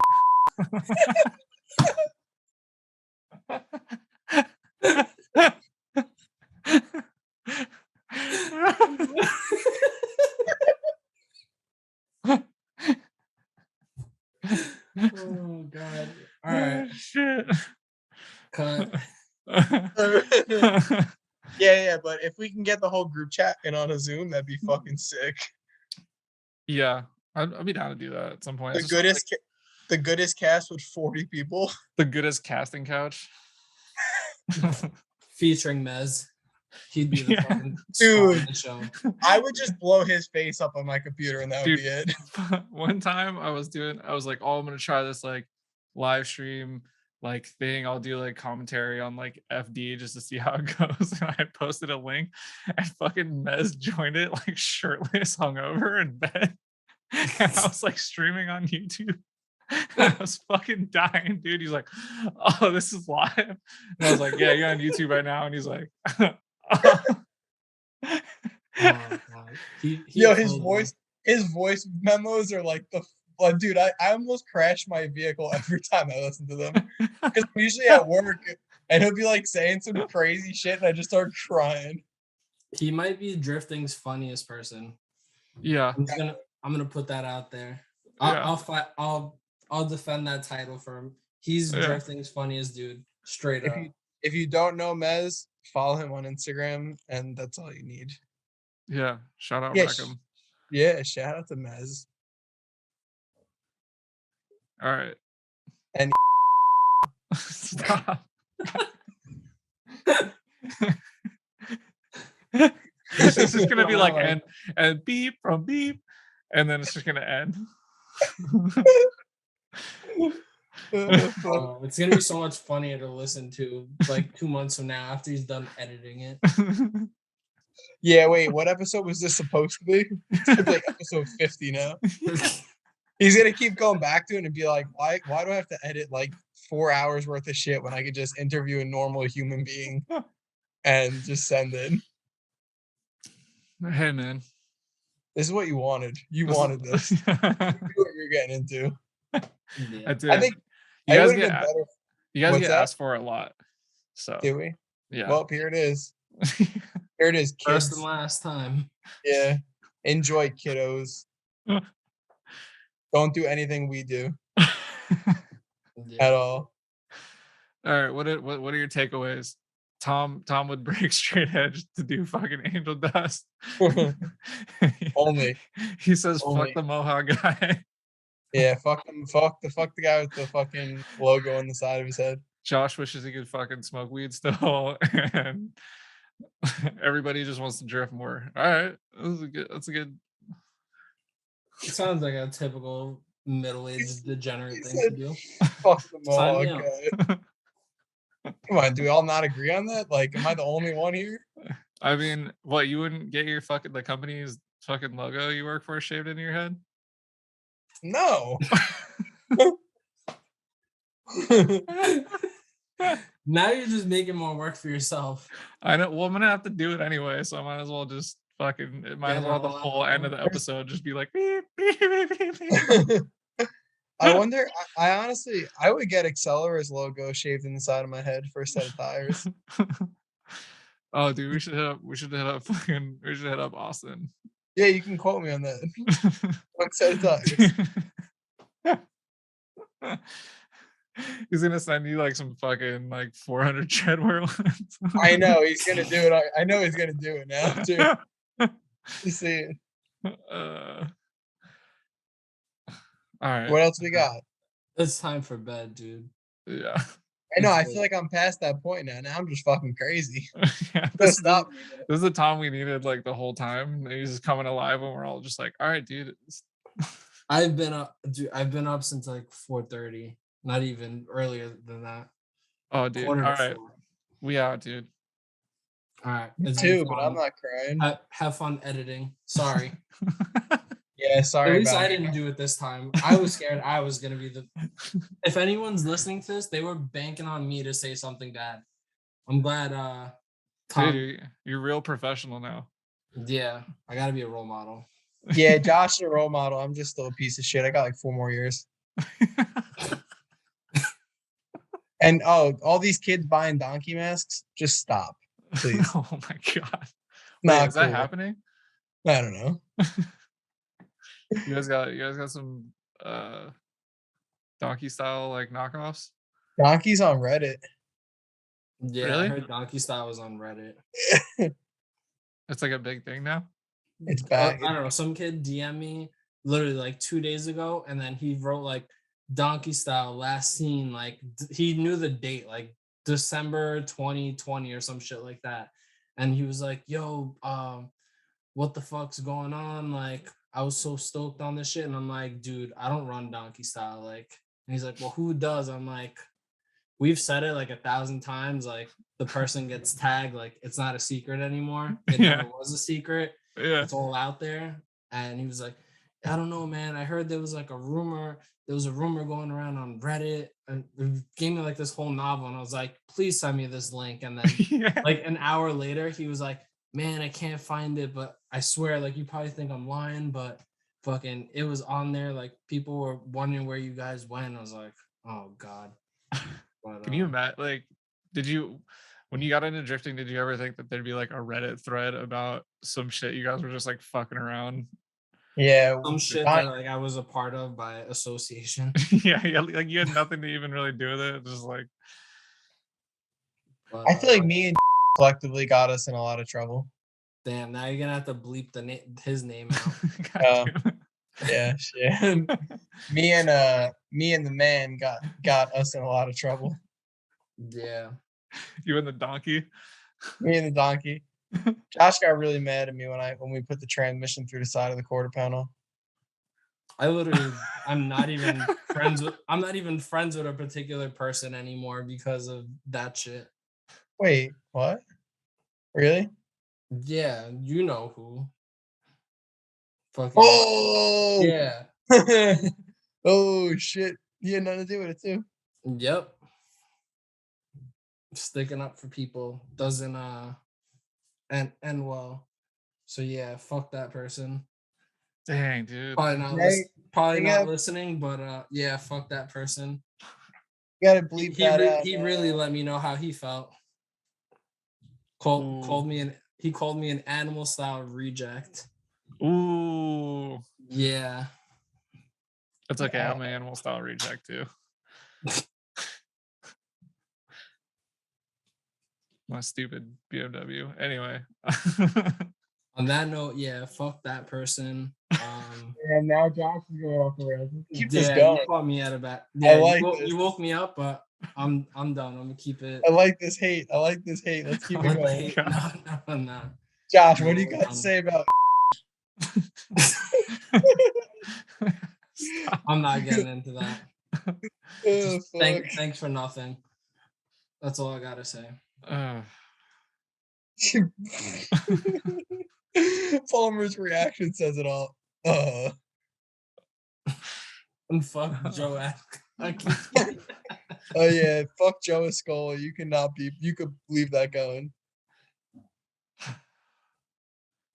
Scamming. And while we're at it, anybody else? No. I guess at this point, Tom's got like a whole list in his phone. He's just like, I could probably show the bowling alley video at this point, right? No, dude. Hold on, I gotta find a picture. Don't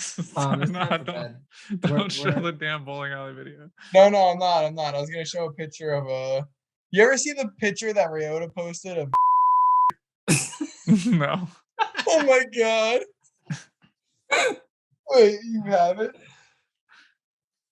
Hold on. You could bleep out this person's name, but you could leave the picture. So people on YouTube, like, you could figure out who this person is. I don't think I'm gonna find it though. Hold on, maybe I will. Oh man. Can you delete it?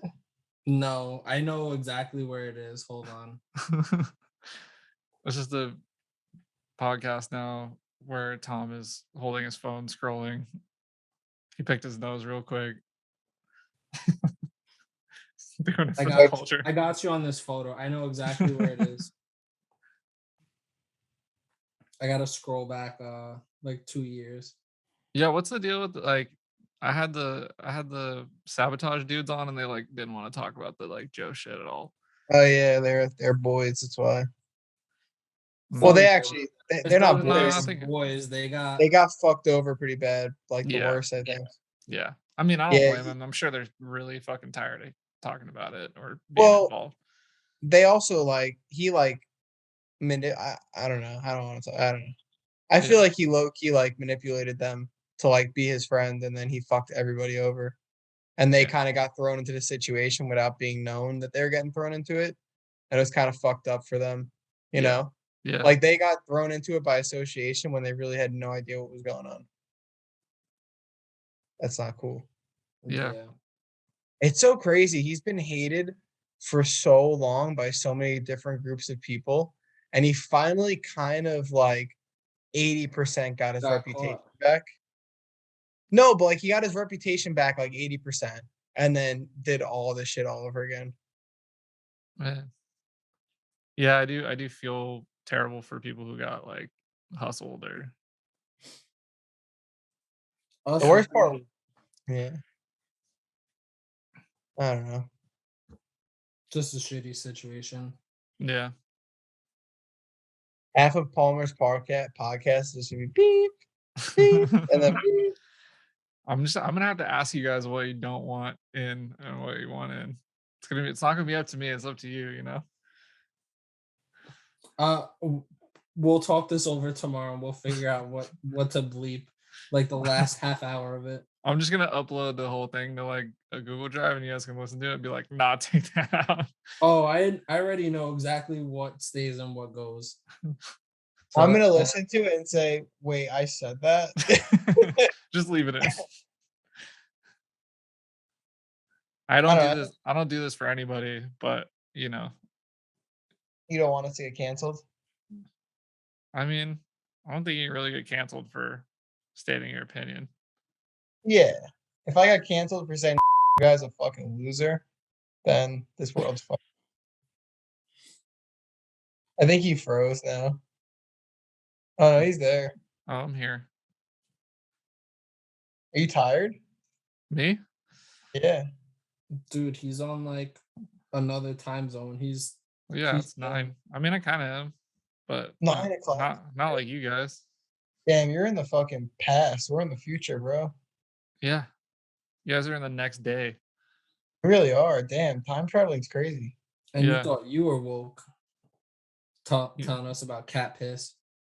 I know, we're telling, we can prevent bad things from happening. You don't even know. We're talking to each other over like a bunch of different fucking things, like switching light switches on and off really, really fast. That's pretty much what this is. Yeah. Wait, so does that mean that like we forget it? I'm that stupid.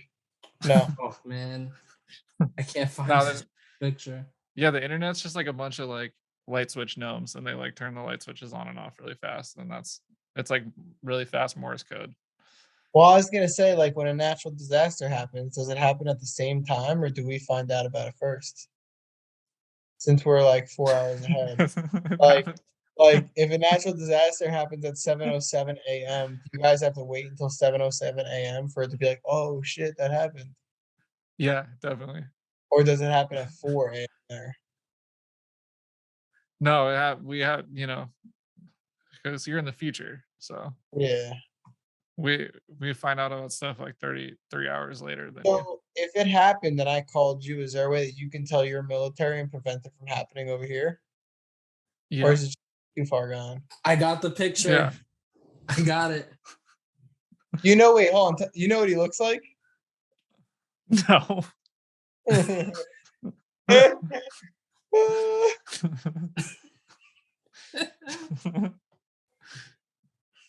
Yeah.